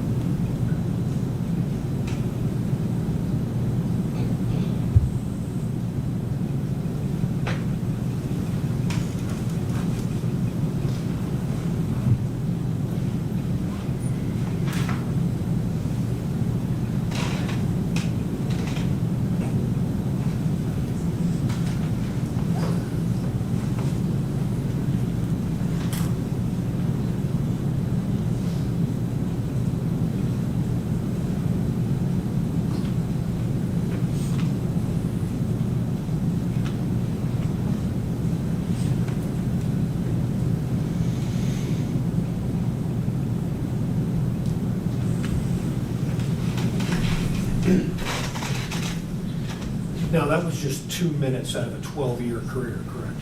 Yeah. Towards the middle of that video, there appeared to be a rather large, what I think is a left defensive tackle and team in a red uniform. Yeah, You remember that game? I do.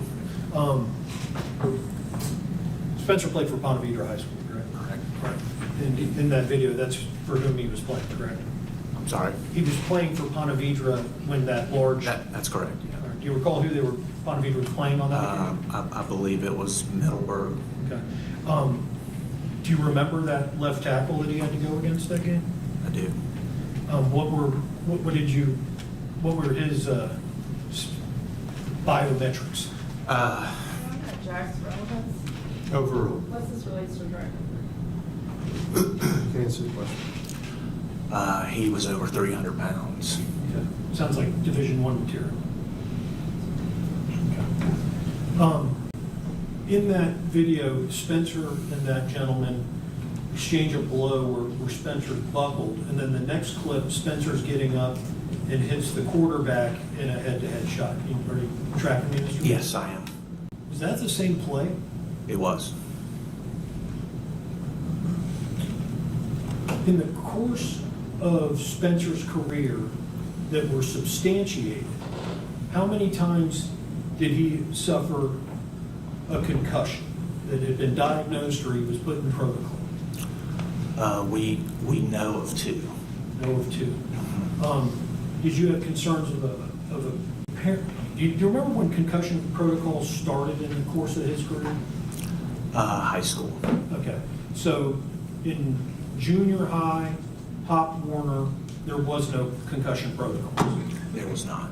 Meaning, well, what is that? What is a concussion protocol? Well, in simple terms, the trainer does not allow them to play. They give them paperwork on what to do, what not to do. They have to be stay away from using your phone, be in a darker area, and of course, getting checked on by a doctor. Okay. And so Spencer went through that twice in high school. Correct. They didn't have that in junior high or Pop Warner. Did not.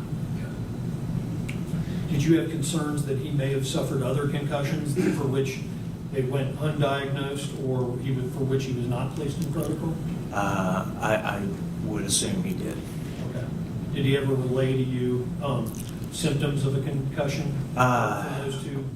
Every once in a while. I mean, Spencer was not very verbal with that. He kept it to himself.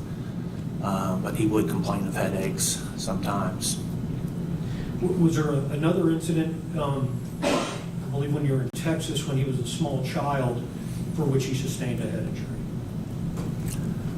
Are you talking about football or No, just? I'm talking about an event around the pool, as I understand. Yeah, we had gotten a new pup, and we were in the backyard around the deck, and the pup was going wild and took out his legs, and he fell back and hit his head. Back of his head? Correct. On a pool deck? On a pool deck. What was the surface of that? It was concrete pavers.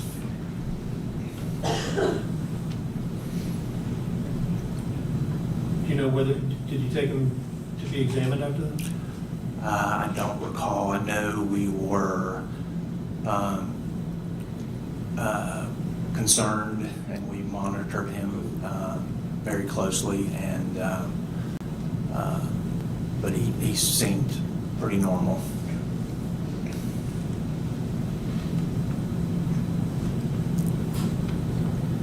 Did you begin noticing a change in your son as he was progressing through school? I saw a change in Spencer his junior year, coming out of COVID. When you say coming out of COVID, are you talking about the pandemic generally, or did? He had COVID specifically. So He would, yes, he missed a lot of football, or a couple of weeks of football, because he had COVID, and then after that, he just seemed, he was closed off during that time period, and he just seemed a little more depressed and closed off, even around family, during that time frame. And I just saw a difference. We would have family over, and he would retreat upstairs, and just be very anxious. So we would have, we had times where we'd have to work through that. This is junior year, he'd be 17 years old or so at that time? Correct. And then going into his senior year, did he seem to come out of that a little bit at one point? Yeah, I mean, we saw, he was really trying to have a senior year that was, as he called it, normal, where he would go to prom and have a fun senior year. So it seemed that he came out of it a bit. And when did he begin his relationship with Ms. Schemitz, do you understand? Well, I think it was that October of his senior year, 2022? 2022. Did his spirits improve Yeah. as that relationship started? We did.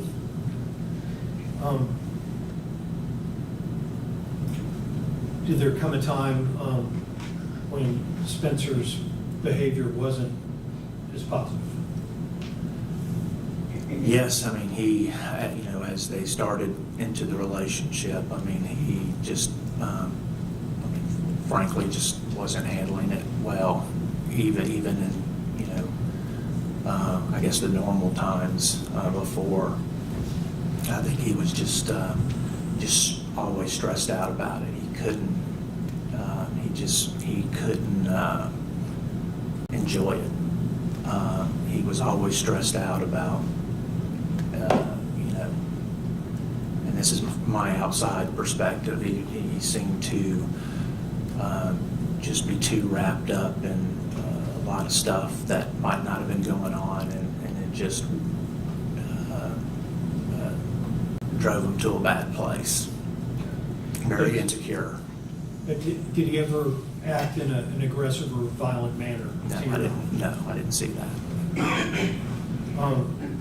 Ultimately, Mr. Pearson, your son, and Madison's relationship ended, correct? Correct. Right. How did your son take that? Not well. I mean, he was very sad, very depressed.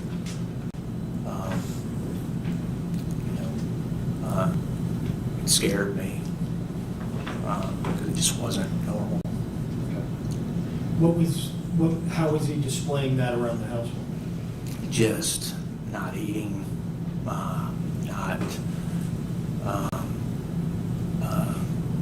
just sitting on the couch for hours and hours, and just you barely interact with him.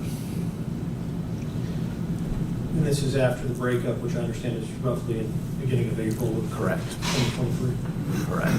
Based upon how you perceived his behavior around the home, did you and your wife start exploring treatment for Spencer? We did.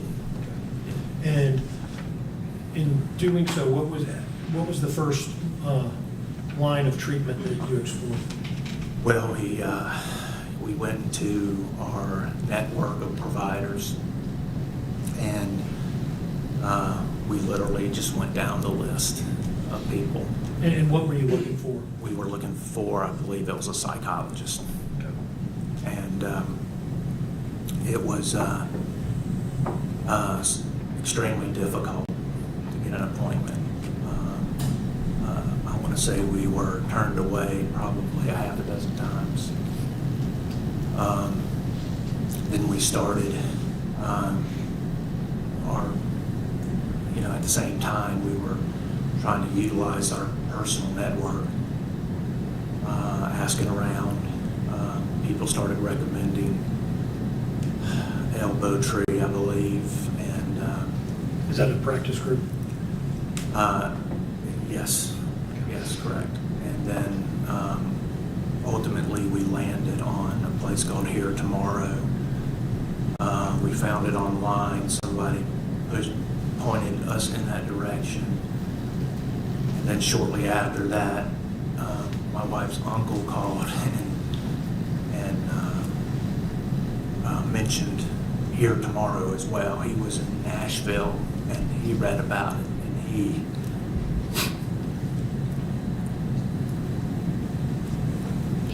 It's okay, Mr. Pearson.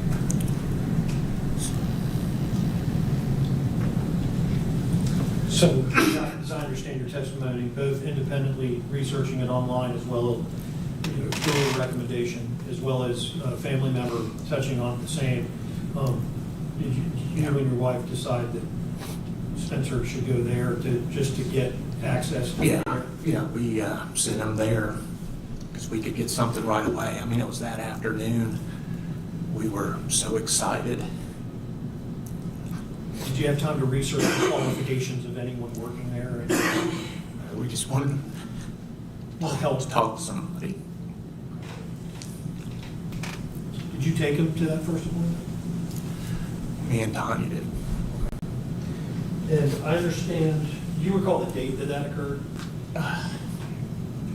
Sometime in April, mid-April maybe. The records reflect that first appointment would have been April 13 of 2023. Is that? That sounds right. Your recollection? Yeah. How did you see him leaving that appointment? Spencer, that is.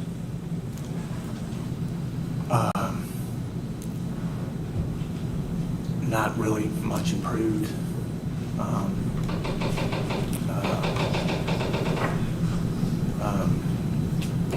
Was he still Yeah. exhibiting the same He was. signs of depression you had Yeah. testified to about the house? He was.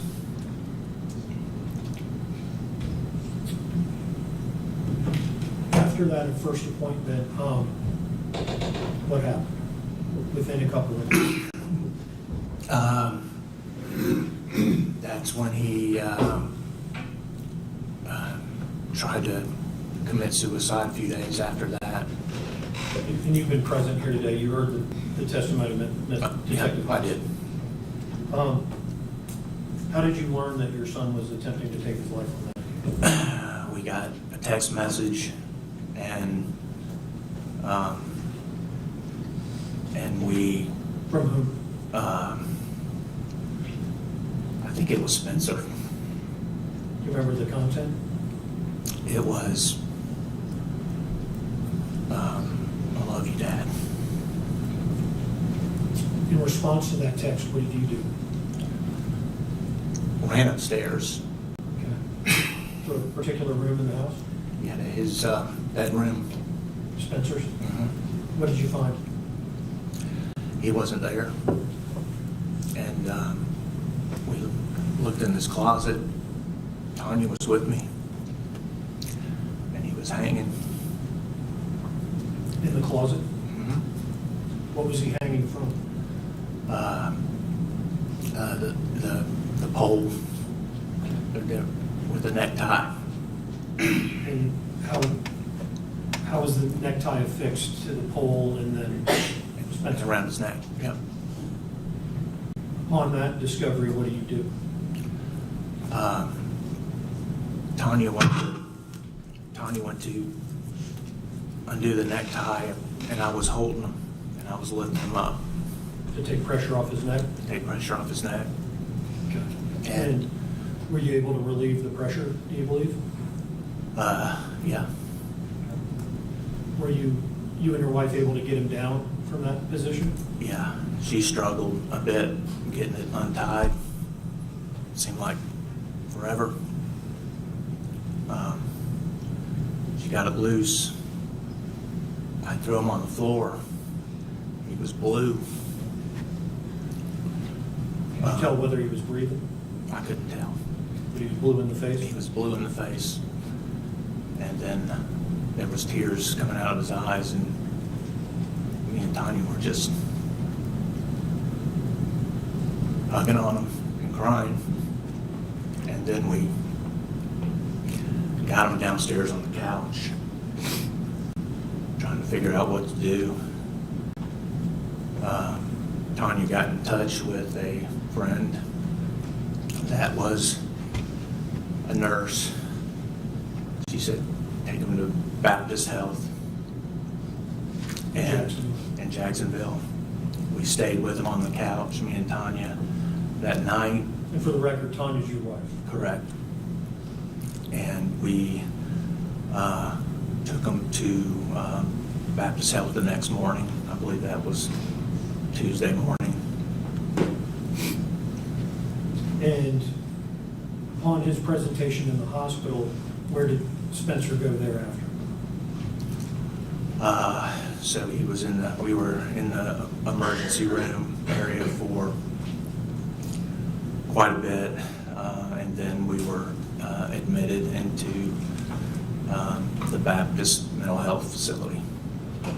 And how long did Spencer stay in the mental health facility? We got there on Tuesday. I think we picked him up on Saturday afternoon. About 5 days? Correct.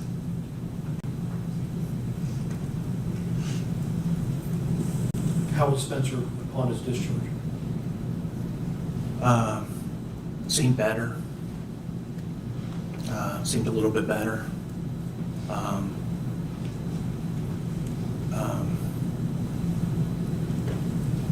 Didn't seem to last long. Did that change over the resulting days, weeks? It did. I don't know the timeline, but it seemed like shortly after, he just kind of reverted into a deep depression. Approximately how long after the discharge, to the best of your recollection? 2-3 days. Did you make efforts after he was discharged to get him in to counseling with a psychologist? Well, and my wife, Tanya, can speak better to this, but I know we were trying to,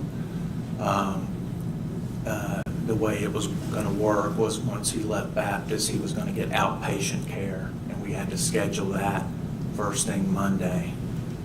So Tanya was working. She was the one making those calls? She was making those calls. We'll let her address that. Okay. In any event, was Spencer able to get in with a psychologist or a psychologist? Yes, we had I believe a couple appointments. We went back to here tomorrow. That's where he returned? Correct, that's where he returned. And He saw a different person. Do you remember when roughly that was? If the records reflected May 31 of 2023. Yeah, I remember it being the end of May. But does May 31 comport with your recollection of when that was? It does. You didn't take him to that appointment, did you? No, but his sister did, who's McKenna. She took him, and I made him go to that one. And he's 18 at this point. Are people communicating with you about his health care at this time? That was tough. Here tomorrow they weren't. And at Baptist we had to go through some hoops to get communication going there.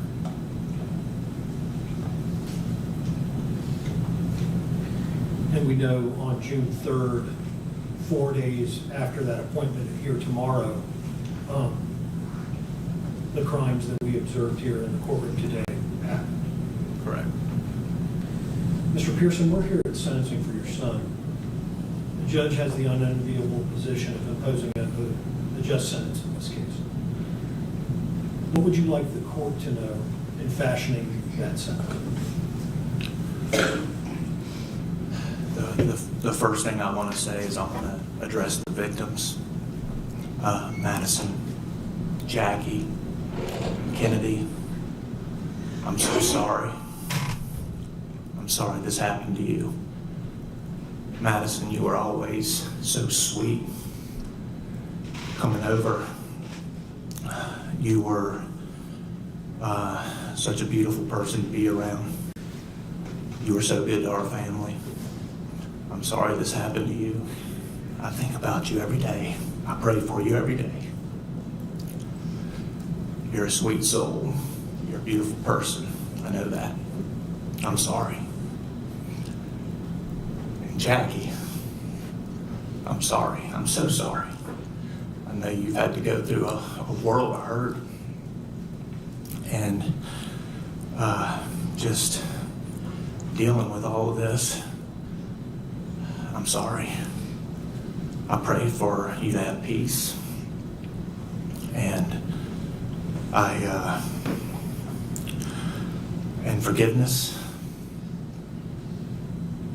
And I just can't say I'm sorry enough. Y'all don't deserve this. Kennedy, thank you. Thank you for saving multiple lives. You are a hero. And I believe you also saved my son. I know you didn't intend to, but I thank you for that. I know this apology might do little to, or maybe might not comfort you at all. But I just wanted you to know from me and my family that we are so sorry that our son did this to you. Now, undoubtedly, there's going to be punishment imposed in this case. What would you like to see as a result of whatever the court decides to do? What are you hoping for your son? Spencer deserves a chance to have a life. Spencer needs help. I know that without a doubt. He's got a lot of issues, a lot of mental problems. I'm worried about his head injuries. Spencer was never violent. He was a good kid. I don't know what happened. I believe Spencer can be rehabilitated, and I believe he needs that chance. And in the event he is able to return to your home or the community, you and your wife and your family stand by him and will make efforts to support him and try to allow him to succeed. Absolutely, he has our full support. And whatever it takes in terms of therapy, counseling, support, are you there for him? Whatever it takes.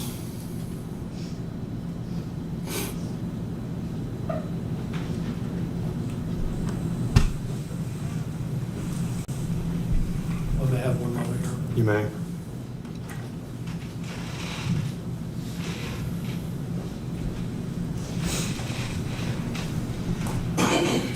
Mr. Pearson, I don't believe I have anything further. I think the state did. Okay. State. Thank you. Good morning, Mr. Pearson. When your son came home from Baptist for those 4 or 5 days, he was given medication at Baptist, correct? He was. He stopped taking that shortly after you got home, right? Correct. You didn't like the way it made him feel? Yeah, he complained about headaches and didn't make him feel right. And you said he was a better maybe just for a short bit, and then you saw him, that's when you kind of saw him slip into that deep depression, correct? Yeah. Okay. And I know y'all were working on getting him an appointment, but did you ever take him back to Baptist just to admit him under a Baker Act? No, we did not.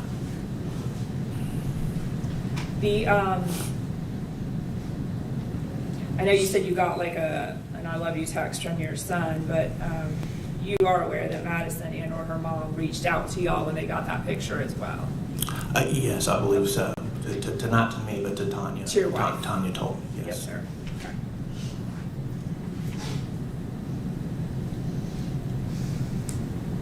And Ms. Roger was keeping your family up to date kind of since the breakup of everything that was going on, right? Yes.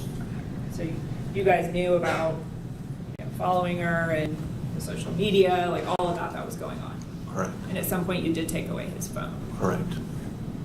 So on June 3rd, he didn't have his phone because you had taken it, right? Correct.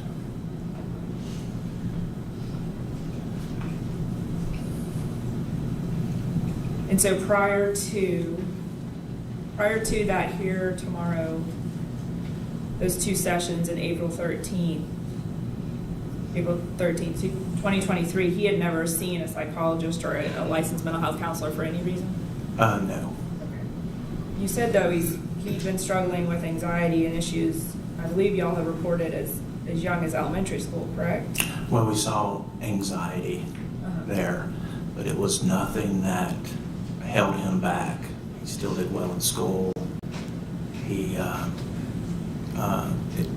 guess I would say it just wasn't crippling to him. You really didn't see anything crippling until, is it fair after his junior year and the COVID? Is that sort of when you? Well, I saw it escalate in high school. In high school.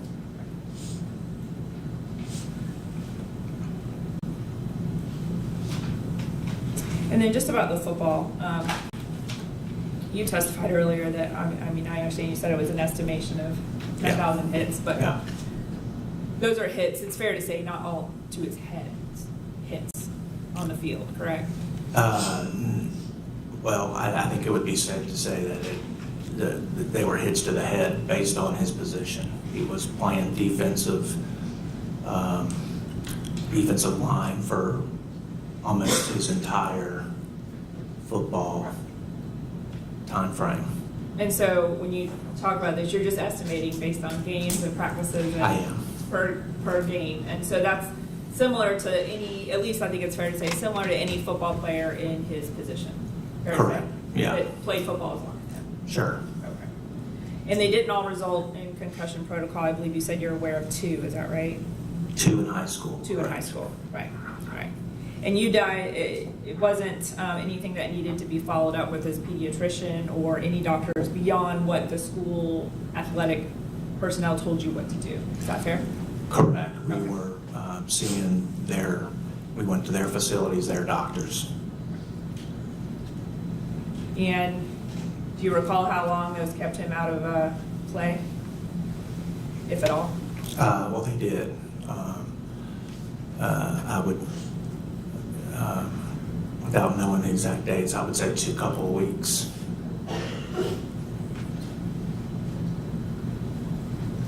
But once you were done with the school's protocol and their athletic advisors, he didn't go to any other follow-up for that? I don't remember. But I mean, you guys didn't take him to get his head scanned or radiologist? We didn't, no. Okay. No, I don't know, no. Okay, that's all. No further questions? Briefly. Sure. Sir, do you recall how many days prior to these crimes, June 3rd, 2023, you took Spencer's phone? I would say about a week. A week prior? Yeah, about a week. Nothing from you. All right, sir, thank you. You can return to your seat.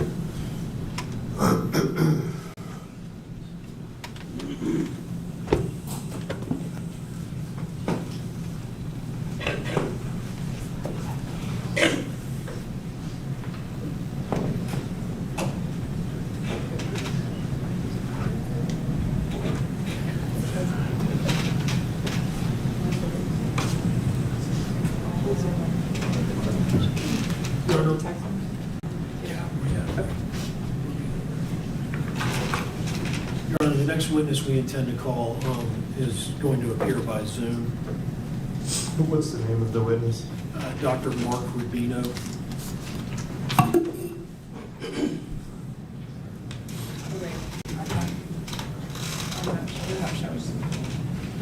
We're not screen sharing? Okay, so he can just put it up there. I don't need to do anything. Yeah, then. that's Okay.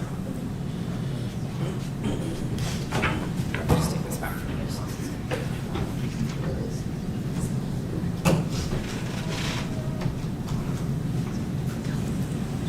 I don't know if he's logged in yet or not, but we're trying to communicate to make sure that is.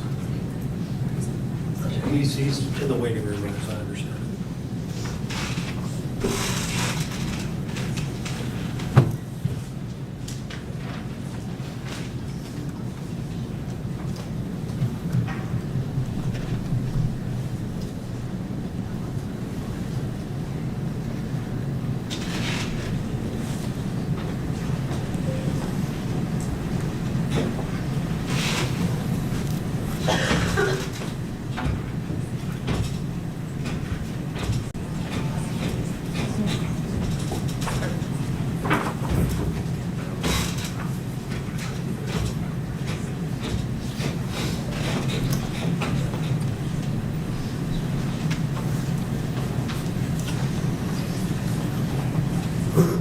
All right, is the individual that's on the screen with Mark Rubino, that's the witness that you would like to call? That's the one I'm familiar with. Sir, raise your right hand. Do you swear or affirm the testimony you're about to give will be the truth, the whole truth, and nothing but the truth, so help you God? I do. All right, sir. Mr. Contreras, you may inquire. Good morning. Good morning. Can you state your name for the record, please? Mark Patrick Rubino. R-U-B as in boy, I-N-O. And what do you do for a living? I'm an adult neurologist. And if you could, Dr. Rubino, provide us with your educational background. I graduated from high school in 1989, it was a long time ago. I entered into a 6-year BS&D program through Kent State University in Ohio and Northeastern Ohio University College of Medicine, also in Northeast Ohio. Gained my MD and my BS in 1995.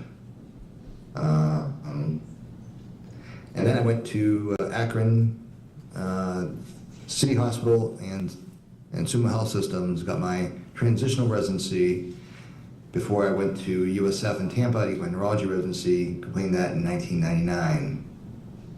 And I've been practicing in April since 1999.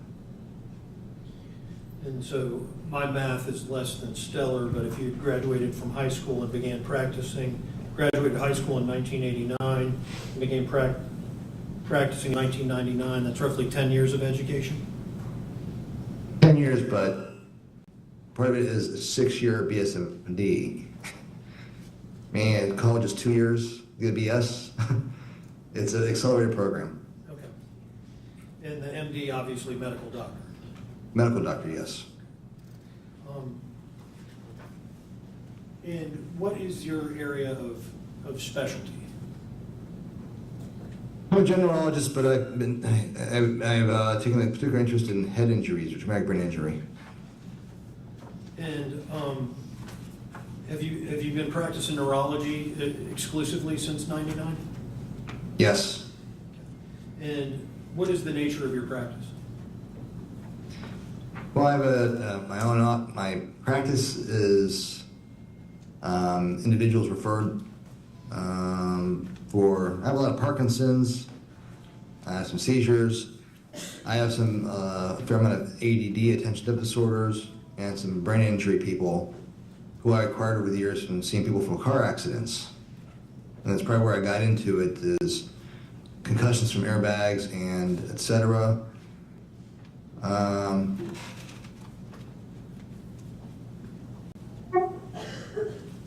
Fortunately, there's quite a bit of pain as well.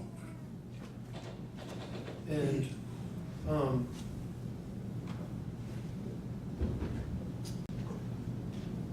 have you rendered testimony in courtrooms over the course of your career? Yes. Specifically, have you rendered testimony regarding individuals' brain injuries? Yes. And how many times have you offered opinion testimony in court? Let's see. What did I say last time? Add one to it. Like 82, I think. 82 times in a courtroom you were able to offer opinion testimony. Yes. And out of those 82 times, how often or what percentage of that would be testimony relating to an individual's brain injuries? Brain injury is probably about 75% of that time, because I also testify for other neurological conditions like epilepsy, or I had one where someone had a spinal cord injury and was accused of running away from a crime when he can't walk, that kind of thing. I'm a neurologist. Your Honor, I would seek to have Dr. Rubino offer opinion testimony. Any objection? No objection. Doctor may offer opinion testimony. Doctor, you were retained to evaluate and review imaging on the defendant here, Spencer Pearson, correct? Correct. Yes. And in the course of your being retained, what did you understand your evaluation and review to consist of? What were you asked to do? To evaluate for evidence of brain injury due to his history of years of playing football. And you reviewed some collateral materials in connection with that history. And what I'm getting at is you had an occasion to speak to his parents, did you not? I talked to his father, yes. And I think you had the benefit of a psychological report prior to your retention as well, did you not? Yeah, I read Dr. Krupp's report. Okay. As a result of your being retained in this case, did you enter orders or prescriptions to facilitate your review of the matter? Yes, I ordered MRI of the brain and CT PET of the brain. Okay. And for the benefit of our judge, who's the decision maker here today, can you briefly explain what those two sets of imaging are designed to show? MRI of the brain is going to be a test looking for structure of the brain, looking for structural abnormalities, looking for focal atrophy, looking for anything that's not quite right structurally, including white matter lesions, areas of brain damage such as what's called encephal malacia that you'd see on MRI, or prior bleed you see on MRI, specifically a gradient echo sequence. That's different than CT PET, where it's an FDG, or fluorodeoxyglucose PET scan, and that basically a radioactive sugar is administered, and the parts of the brain that use more light up more. Now the cortex in the brain is what uses most of the sugar, so you see like a ring or two semicircles when you look at a PET scan that are pretty equal. They should be equal in their intensity because they're all using the same amount of sugar. And if you don't see the equal amount of intensity, what does that tell you as a neurologist? That part's not working as well because it's not utilizing sugar as much as the rest of the cortex. It must be some either dead brain or brain tissue that's not been utilized. There's been down regulation for other parts of the brain too, so that happens too. Like the amygdala, for some reason, isn't working very well. Other parts of the limbic system won't work as well either. And I want to get to your findings of the imaging of Mr. Pearson's brain in a moment. But yes. One of the issues in this case is Mr. Pearson's age at the time of the offense, which is 18. And, yes. And what I'll call the issue of the developing adolescent brain. Are you familiar with that science? I am, in that adolescence or 18-year-old is immature, and one does not achieve full maturity until about 25. And do you know generally what the process of that development between 18 and 25 entails?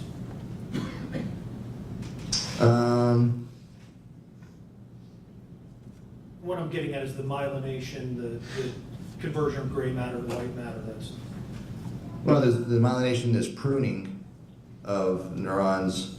It's basically the same process that you have from when you're an embryo to when it's part of the growing up process. And that occurs up through, with the brain? 25.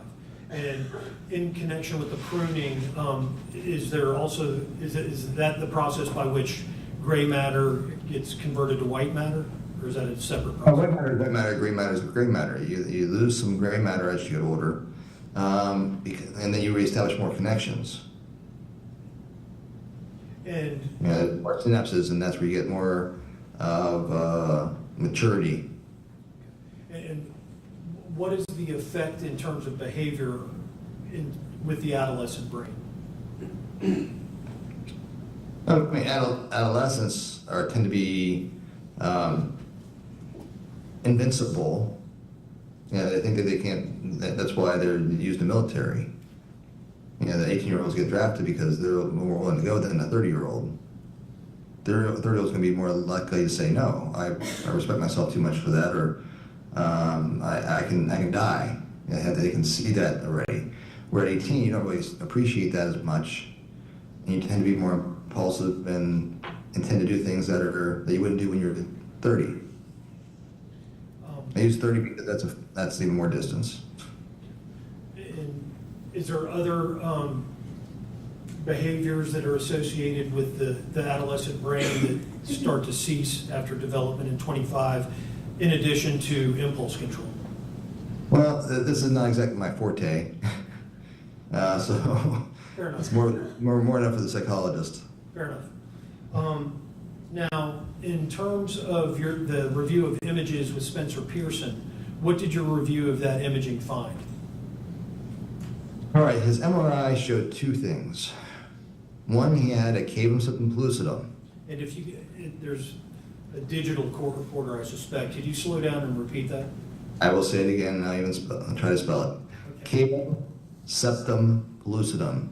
C-A-V-U-M, septum, S-E-P-T-U-M, pellucidum, P-E-L-L-U-C-I-D-E-M. In layman's terms, what is that condition? Everyone, during embryogenesis of the brain, these leaflets in the midbrain, in the middle part of the hemispheres, the leaflets come together forming the septum pellucidum. However, they can be separated from repetitive traumas. They can also be not put together in the first place, which indicates maldevelopment. Is the maldevelopment is that something that's detectable at a very young age? Yes. Okay. That's basically going to be early, either cognitive or behavioral problems early on. As a child? As a child, yes. Okay. And then the other mechanism by which that feature presents is what? From head injury, you can get the brain injury persona of being the more easily agitated, intolerant to stress, more anxiety, some attention deficit, that type of stuff. From the cavum septum pellucidum? From the brain injury. From the brain. From the brain injury that the cavum septum pellucidum represents. Okay. As I understand your testimony, the cavum septum pellucidum is evidence of an injury to a brain as opposed to some acute injury in and of itself? It's not an acute injury. It doesn't happen all of a sudden. It happens gradually over time. Okay. And then, you go ahead. And you said it's evidence of a brain injury. Would that be from trauma to the head? Well, it's typically evidence of multiple head injuries. It's something you see in NFL players. And you saw that present in Mr. Pearson, who I believe was 20 years old when you had him imaged, correct? Correct. So we had the evidence of repetitive hits to the head. What else did you see in Mr. Pearson's imaging? He has a lesion in his right frontal lobe, just anterior to the insular cortex and near the gray matter. Given his age and location, there's not a whole lot that's going to cause that besides head injuries. In layman's terms, what's a lesion? A lesion is going to be on flare and T2. You see a white, a bright spot in a gray area. That would be a white matter lesion. Okay. Is that in essence a bruise to the brain? It's a scar, actually. Scar. Scar. It's gliosis. And the location of that injury in Mr. Pearson's imaging, I think you said it was in the right frontal lobe on the outside? Yes, it's towards the periphery near the cortex. Okay. And what is the significance of the location of that scar? Well, it's a scar in the frontal lobe, which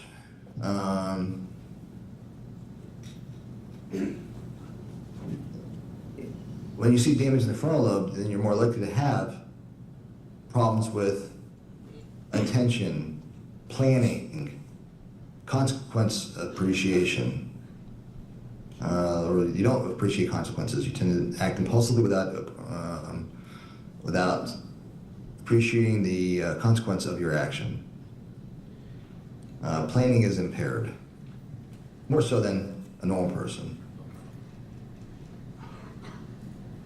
What else did you discover upon the imaging, reviewing the imaging of Mr. Pearson's brain?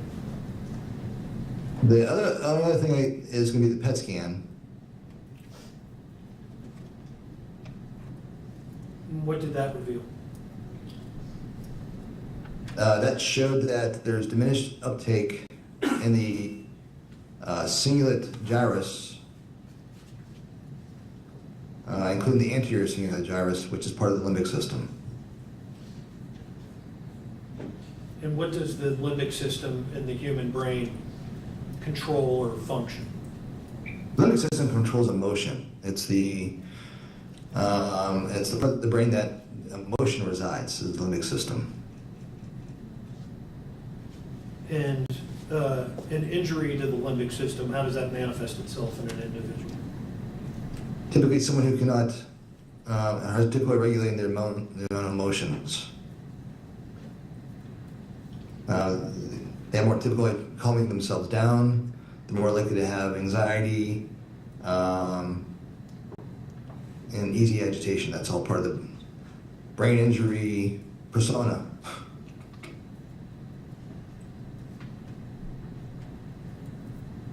And was that the in essence the totality of your findings in terms of reviewing Mr. Pearson's imaging? Imaging, correct. Before we get to the physical examination. Correct. Okay. Correct me if I'm wrong, but these were in essence what you found in terms of abnormalities with Mr. Pearson's brain versus a typical 20-year-old? Yeah, this is not typical. Yes, it's not a part of normal. Hi there. I do want to just jump in real quick. We'll get you back to the courtroom in here in just a second. But at noon, if you're watching this on First Coast News Plus on your TV, we're going to switch over towards our noon show with the latest top stories here across the First Coast and, of course, our latest forecast. But if you want to continue to watch in here at the courtroom, take your controller, just hit down, and our feed will pop up right there, and you can just switch over to that other feed. If you're watching this currently on YouTube, there will be no change. Just continue to watch it as it is. But if you are watching our main feed on our First Coast News Plus apps on your TV, make sure you push down, push over, and you'll see the latest feed there so you can continue watching here at the court case. All right, I'll get you back to the courtroom.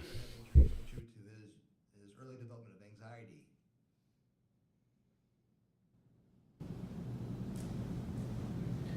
And in elementary school, his grades were relatively good, but in middle school and high school, the grades turned terrible.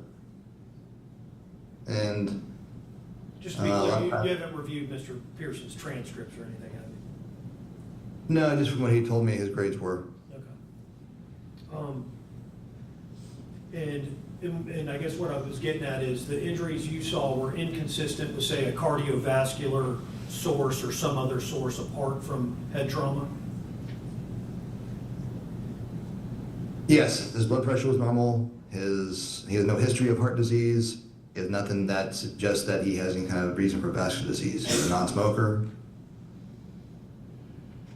And therefore, your opinion is that those abnormalities or injuries are a result of head trauma? Right. The only finding that could be from something else would be the white matter lesion, because it's non-specific.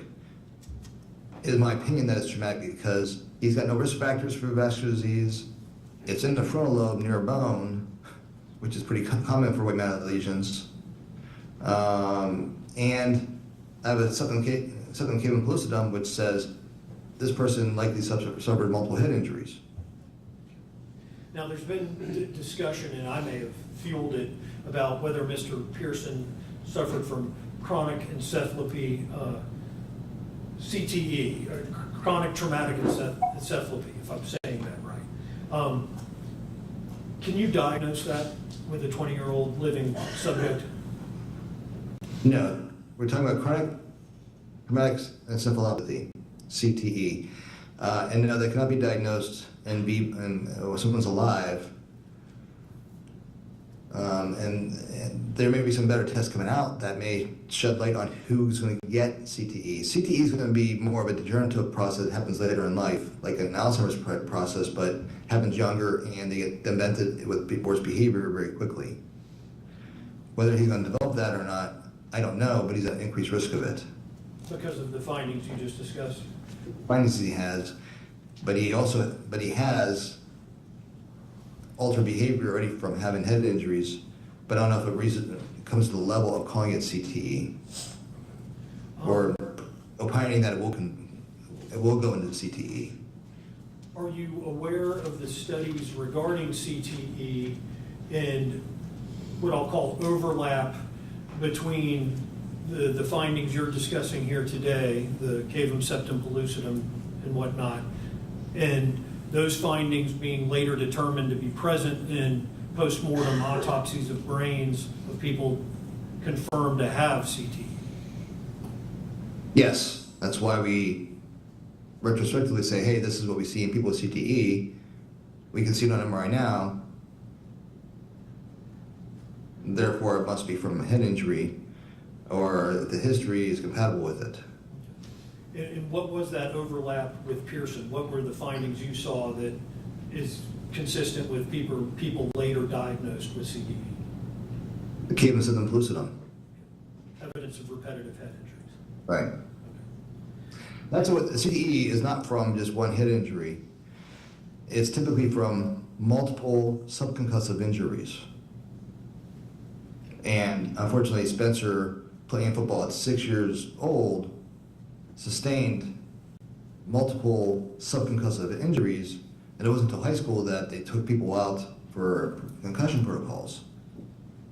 When he was in grade school and middle school, according to his dad, there wasn't any supervision. They just basically hit their heads all the time, and no one thought anything of it.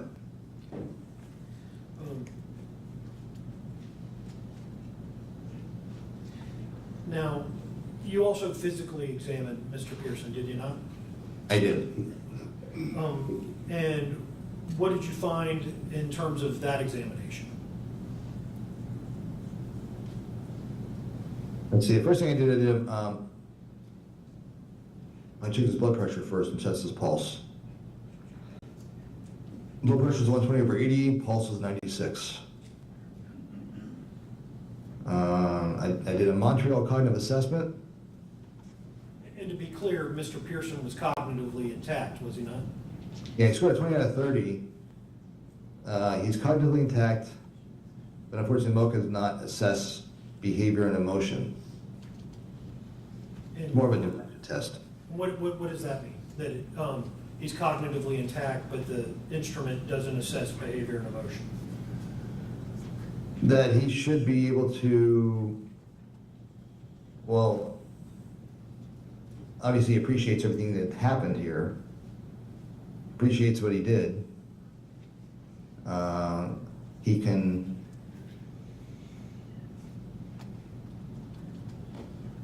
I mean, you really shouldn't have any problem like following directions and stuff like that. But in terms of behavior, that may be impaired for the reasons you discussed? Right, the other non-cognitive aspects of head injury, which is easily agitated, anxiety, poor planning, unregulated emotion, difficulty controlling one's emotions, acting out on emotion, that type of thing. Okay. And I interrupted. What else did your physical examination reveal? Cranial nerves, he had a little bit of, he had nystagmus, his left eye, just his left eye, when looking to the left. What does that tell you as a neurologist? That there's some type of interruption in the midbrain within the what's called medial longitudinal fasciculus of the midbrain. It's just something you see in people with head injuries. That nystagmus in the left eye is further evidence of head injuries. Yes. Or if it's in both eyes, it could be from a bad ear. Something circular canals being off. You get nystagmus from ears, but because it was just one eye, it couldn't have been ears. It had to be. And in your, beyond a reasonable degree of medical probability, that's a symptom of a head injury. Yes. What else did you find upon examination? I assessed his motor examination. He had full strength throughout, but he had a little bit increased tone on the left. That's when I asked him to distract him with moving his right arm, and then I passively move his left arm, and I checked for resistance. There's some resistance there that he shouldn't have had. And that indicates that you get increased tone when inhibitory inputs from the cerebral cortex coming down are interrupted. Because the brain is inhibitory on tone. If you have no tone, if you have no brain, your muscles would be spastic. Spastic meaning rigid, or the contrary? The anterior horn cell is going to be on. Anterior horn cell is always on. Anterior horn cell is what gives you your motor neuron. There's inputs from the cerebral cortex down to the anterior horn cell that keep it relaxed, and it kind of works negatively.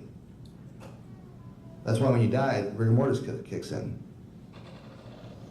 And so the rigidity, if you will, or the resistance on his left side is evidence of that condition? Of some interruption of inhibitory inputs from the brain to the left arm.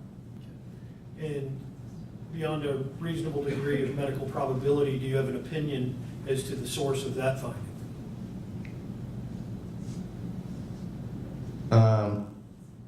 Yes, so it's going to be upper motor neurons affected. Can you say what the... I can't say it's his brain or his spinal cord because there's evidence of spinal cord damage too. So we'll get there. Any other findings from the motor exam, or? That was it for that. Okay.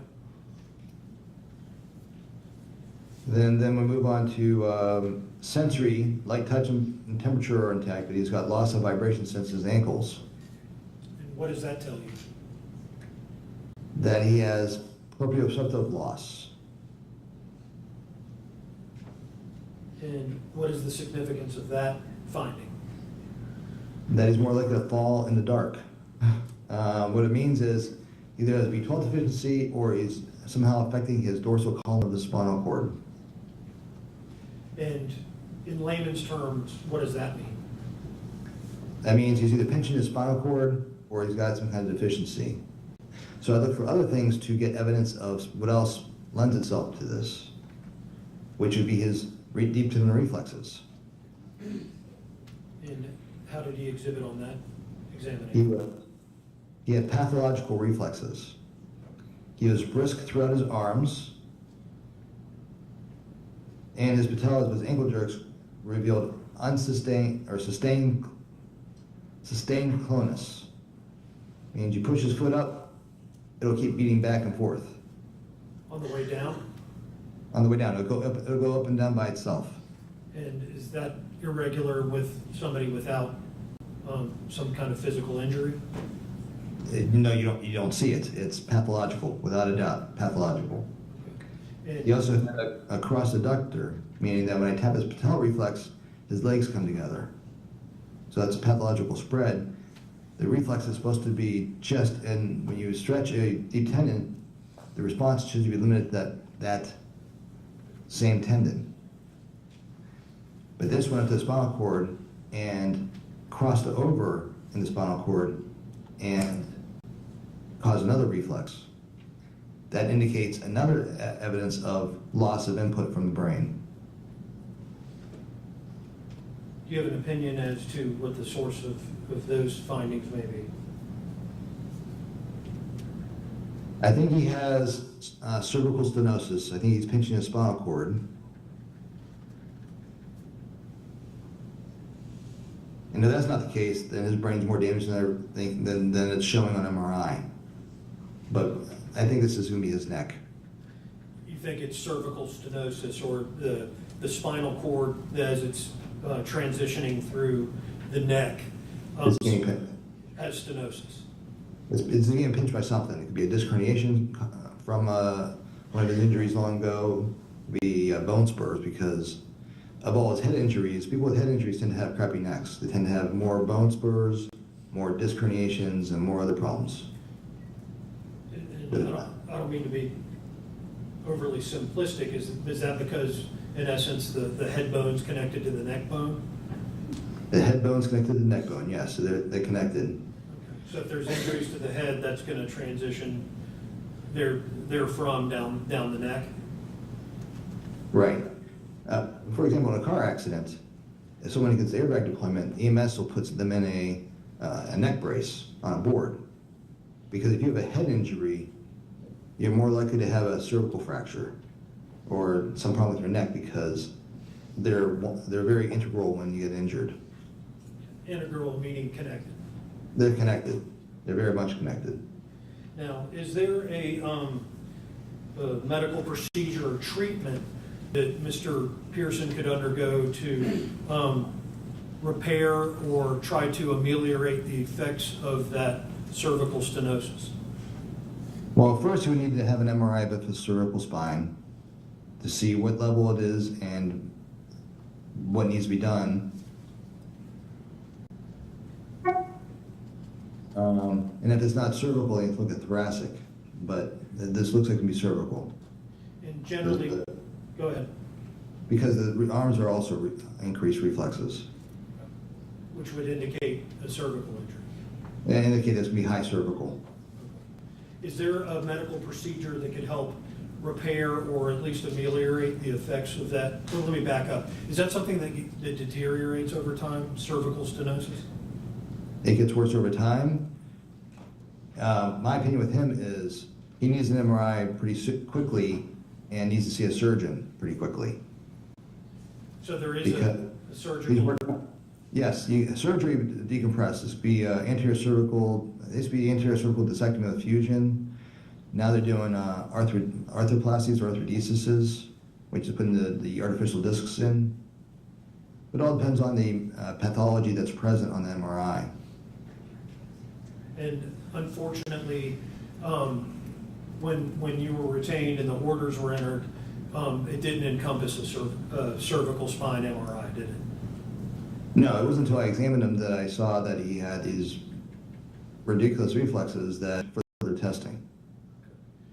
And if he doesn't get treated for that condition, what is the prognosis for Mr. Pearson moving forward? That he would have progressive problems walking and would develop spasticity in his limbs and neuropathic pain through his legs and arms. And eventually he won't be able to walk anymore if untreated. But surgery could remedy that. Absolutely.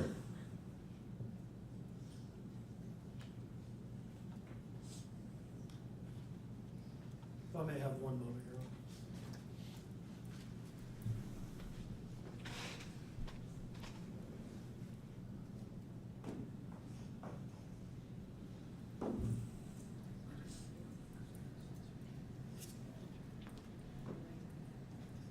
Dr. Rubino, I don't have any further questions. Thank you. I believe the state does.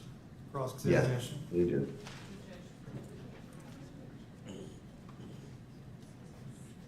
All right, it's noon, but I'm going to say good morning, Dr. Rubino. Good morning. Good seeing you again. Same I'm just here. going to cover some things that council just went over with you. So first and foremost, I just want to start out, you are not a psychologist, correct? Last time I checked, Okay. I'm not a psychologist. All right, and when we spoke last week, you actually had said that psych isn't even in your vocabulary. You've never given an opinion. You've never given an Right. opinion about psychology in court, correct? Correct. Other than some psychological symptoms that arise from brain injury, such as anxiety and increased tolerance of stress, those are psychological, but I'm not a psychiatrist saying that he's got bipolar disorder, if he's got schizophrenia or anything like that. I'm not there to say anything like that. Of course, and when you're talking about these things that you just mentioned with counsel that would fall under the umbrella of psychology, let's say the depression, the anxiety, the behavioral issues, you're basically talking in generalities, right? Yes. These are things that... In brain injury, you generally have people who are more easily agitated, poor planning, loss of appreciation of consequence, especially in the heat of the moment. These are very common, pervasive frontal lobe injury issues. So basically, these are things that you've learned through your schooling in the course of your career and reading studies on this, that these are things that are generally associated with brain injuries that you've seen on these scans. Is that correct? Correct, yes. You don't have anything indicative or specific about Mr. Pearson's behavior that you've been able to say he definitely has anxiety, he definitely has depression, he definitely would have exerted behavioral issues because of what I saw on these scans. Well, I read in like Dr. Kropp's and as well as Dr. Davis's that he's had anxiety since he was a kid. Okay, so that's things that you've read in other experts on the matters reports. Is that what you're saying? Yes. Okay. And as far as psychiatry, I did mention that I'm board certified by American Board of Psychiatry and Neurology, and 30% of my board is psychiatry. I'm just not a psychiatrist, and I don't opine on psychiatry. Okay. And most of what you've testified to about those general things you would maybe expect to see from brain injuries has been through the course of your career. You've been reviewing these type of scans. Is that correct? Yes. Okay, but you also said that you can't specifically correlate that to behavior, right? And I'll clarify. I think let me clarify. I think when we discussed, you had said that in order to actually make the connection specifically to someone's behavior, a psychologist would need to complete an 8-hour psychology test to better have those findings, right?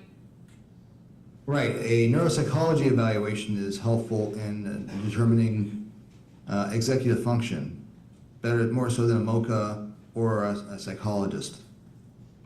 And that wasn't performed in this case after you reviewed the scans. You didn't reach out to a neuropsychologist and have them complete that testing for your understanding. Is that right? No, there was not a whole lot of time to do it. Okay. And specifically when you were preparing to render or opine in regards to what you saw on the scans, you didn't review any police reports in this matter? I didn't have any, no, I did not. Okay, you didn't review the video footage of Mr. Spencer's behavior on June 3rd of 2023, correct? I didn't have that either. Okay. You didn't review any of the behavioral assessments or any type of transcripts from school where it may have talked about his general behavior as a child? I did not. Okay, so once again, your findings about the anxiety, the depression, you're saying generally that's what you might expect to see from these type of injuries. Yes, but I know that he's had anxiety and depression for years Based by on- the psychology reports. Okay. You can't say that the violent behavior specifically on June 3rd of 2023 is from anything that you saw on those scans. All I can say is more likely to happen because he has brain injury and more impulsive and more easily to do things without regard to consequence and do things arising out of emotion. Okay. I want to talk to you a little bit about your time with Mr. Pearson. You became involved in this case roughly a month and a half ago, is that correct? That's correct. You were hired by the defense counsel in this team, or in this case, correct? Yes. And those 82 times that you've been able to opine an opinion regarding what you found on brain scans correlated to behavior, you've testified on behalf of the defense, correct? Yes, I've never been retained by the state. Okay. And I think when we spoke, you mostly said that you kind of worked in death penalty mitigation cases for defense teams. Is that correct? Yes, that's mostly the head injury aspect of things, yes. Okay. Now, when you actually got to meet with Mr. Pearson, you only met with Mr. Pearson one time, correct? Yes, I did a full neurological examination one time. Okay, and I think you started out by talking about the Montreal Cognitive Assessment, correct? The exam part, yes. The exam part started with the MOCA, yes. All right, and you told me that you gauged cognition, visual spaces, naming, memory, ability to pay attention, distraction, and recall in that test, correct? That's part of MOCA, yes. Those are all within normal limits. And you said that Mr. Pearson had a score of 28 out of 30 total, and you would consider that a normal score on that test, correct? That is correct. And you said next you moved to the neurological examination, or MOCA, where you said that his mental status was normal, correct? Well, MOCA is mental status, and they're both normal. It's the same thing. Okay, I think you even went further to say that he was alert, he could recall words, his concentration appeared to be normal, his attention, his language, and you scored him a total of 20 out of 30 after completing that test, which you also opined was a normal score, correct? Jim, We're talking about the same thing. objection, compound question. Rephrase your question. Did you find that Mr. Pearson's performance on that test was also normal? It's the same thing, so there's no also. He had a normal MOCA score, period. Okay. I'm going to move on. Next, when we discussed it, you said that you created a cranial, or you did a cranial nerve assessment? Yes. Okay. And during that, you said that he had a little bit of jerking from his left eye, but you also felt that there was really no scale, but findings were normal. Is that correct? Really no scale of, no, this nystagmus one eye is abnormal. Okay. His eyes were abnormal. The rest of his cranial nerves were normal, but his ocular movements were abnormal with that nystagmus in his left eye, on left gaze.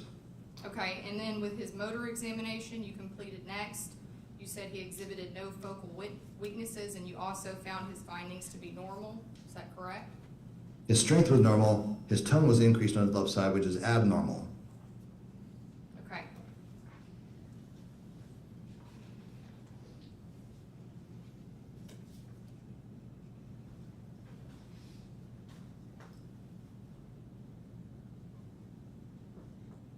You stated after all of your review of the scans and your physical assessment of Mr.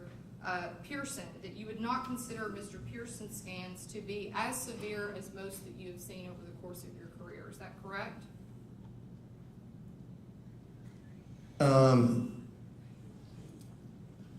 As some of the more of the cable symptom symptoms I've seen that are severe, his isn't as bad as the other ones I've seen. And you might expect to see at limited, but somewhat the same as a 20-year-old who had played football over the course of a decade of his career. Is that correct? It seems compatible with someone who's had lots of subconcussive injuries over 12 years or 10 years. You consider his overall performance on the testing that you performed average as compared to most of his peer group. Would that be an correct assessment? Are we talking about the MOCA again? Yes. That would be average. It's just meaning he's cognitively intact. For someone his age of normal faculties, right? Everybody should be a normal MOCA at 20. Okay. And earlier on direct examination, you made a statement. I want to ask you about that. You said that when you did the cognitive assessment, it appeared that he was able to appreciate what he did. He was able to appreciate his actions, correct? After the fact, he was able to realize that he did something very bad or very wrong and feels bad about it. And just once again, to be clear, you said on direct examination there could potentially be a correlation between his head injury and the anxiety he suffered when he was younger. But you would agree with me that you didn't see anything that would indicate that there was causation. For instance, you can't say if he didn't have the brain injuries, if he still wouldn't have suffered anxiety. No, I just know that he had early head injuries, and there was no psych history in his family. Where would the anxiety come from? Okay, and the psych history with his family, you're meaning when you spoke with his father, what his father had told you? Right. Not people in his family aren't necessarily depressed and anxious all the time. Not like he is. What separates him out? Why does he have all this anxiety as a kid? All right, one moment, Judge. That's all I have for you, Doctor. Thank you. Can you redirect? Briefly. And this is just a curiosity question. Is the cavum septum pellucidum something that would get progressively worse over time, or does that get progressively worse with the continuation of repetitive head injuries? It gets worse with a continuation of repetitive head injuries.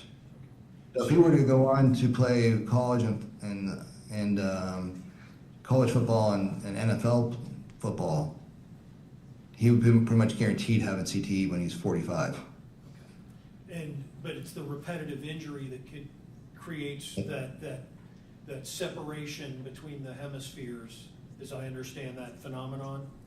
Right, it's repetitive subconcussive head injuries is the risk factor that we're seeing in football players. Okay. But in order for the separation to get larger, there needs to be the continued impacts to the head? Right, he's not going to be doing that, not playing football anymore, so it's expected to get worse. Now, whatever the long-term effect of his prior 12 years is, remains to be seen and likely won't be discovered until a brain autopsy. Right. And then he's also going to get older and get a little more mature. Because of the adolescent brain thing that we started Right. with. Nothing further. Thank you. May this witness be excused? Yes. Doctor, you may log off. Thank you. Thank you, Dr. Thank you.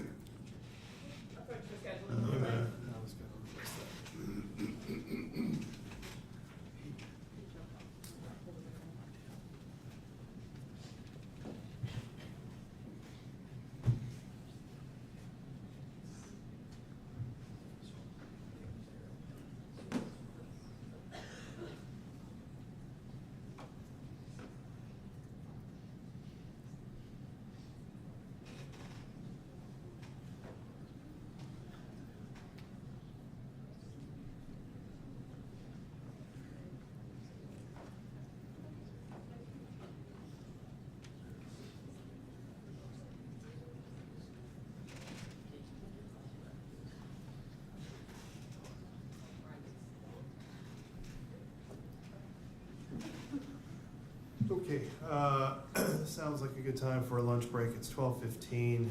We will stand in recess for 1 hour. We will come back at 1:15 to continue with our second hearing. We'll be in recess.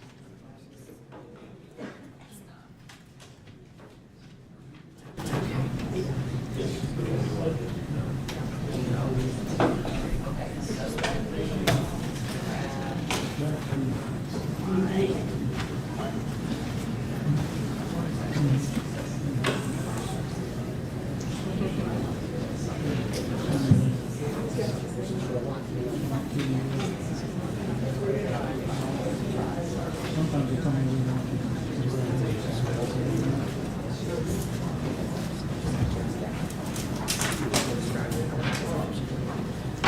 know you're not.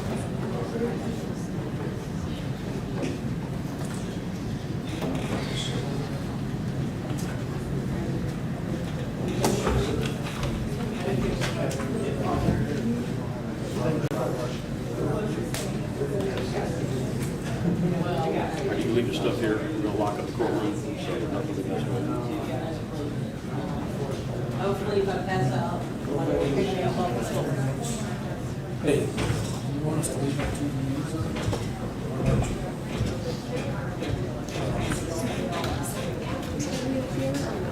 It used to be. Yeah, you go. You just want to just point something. You have 16 of those. I'll probably be up here at 105. Huh? I'll probably be back at like 105. Yeah. No, I want to fight.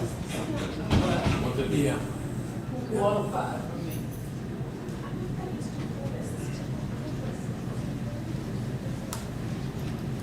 Yeah, we know, it's this courtyard downstairs.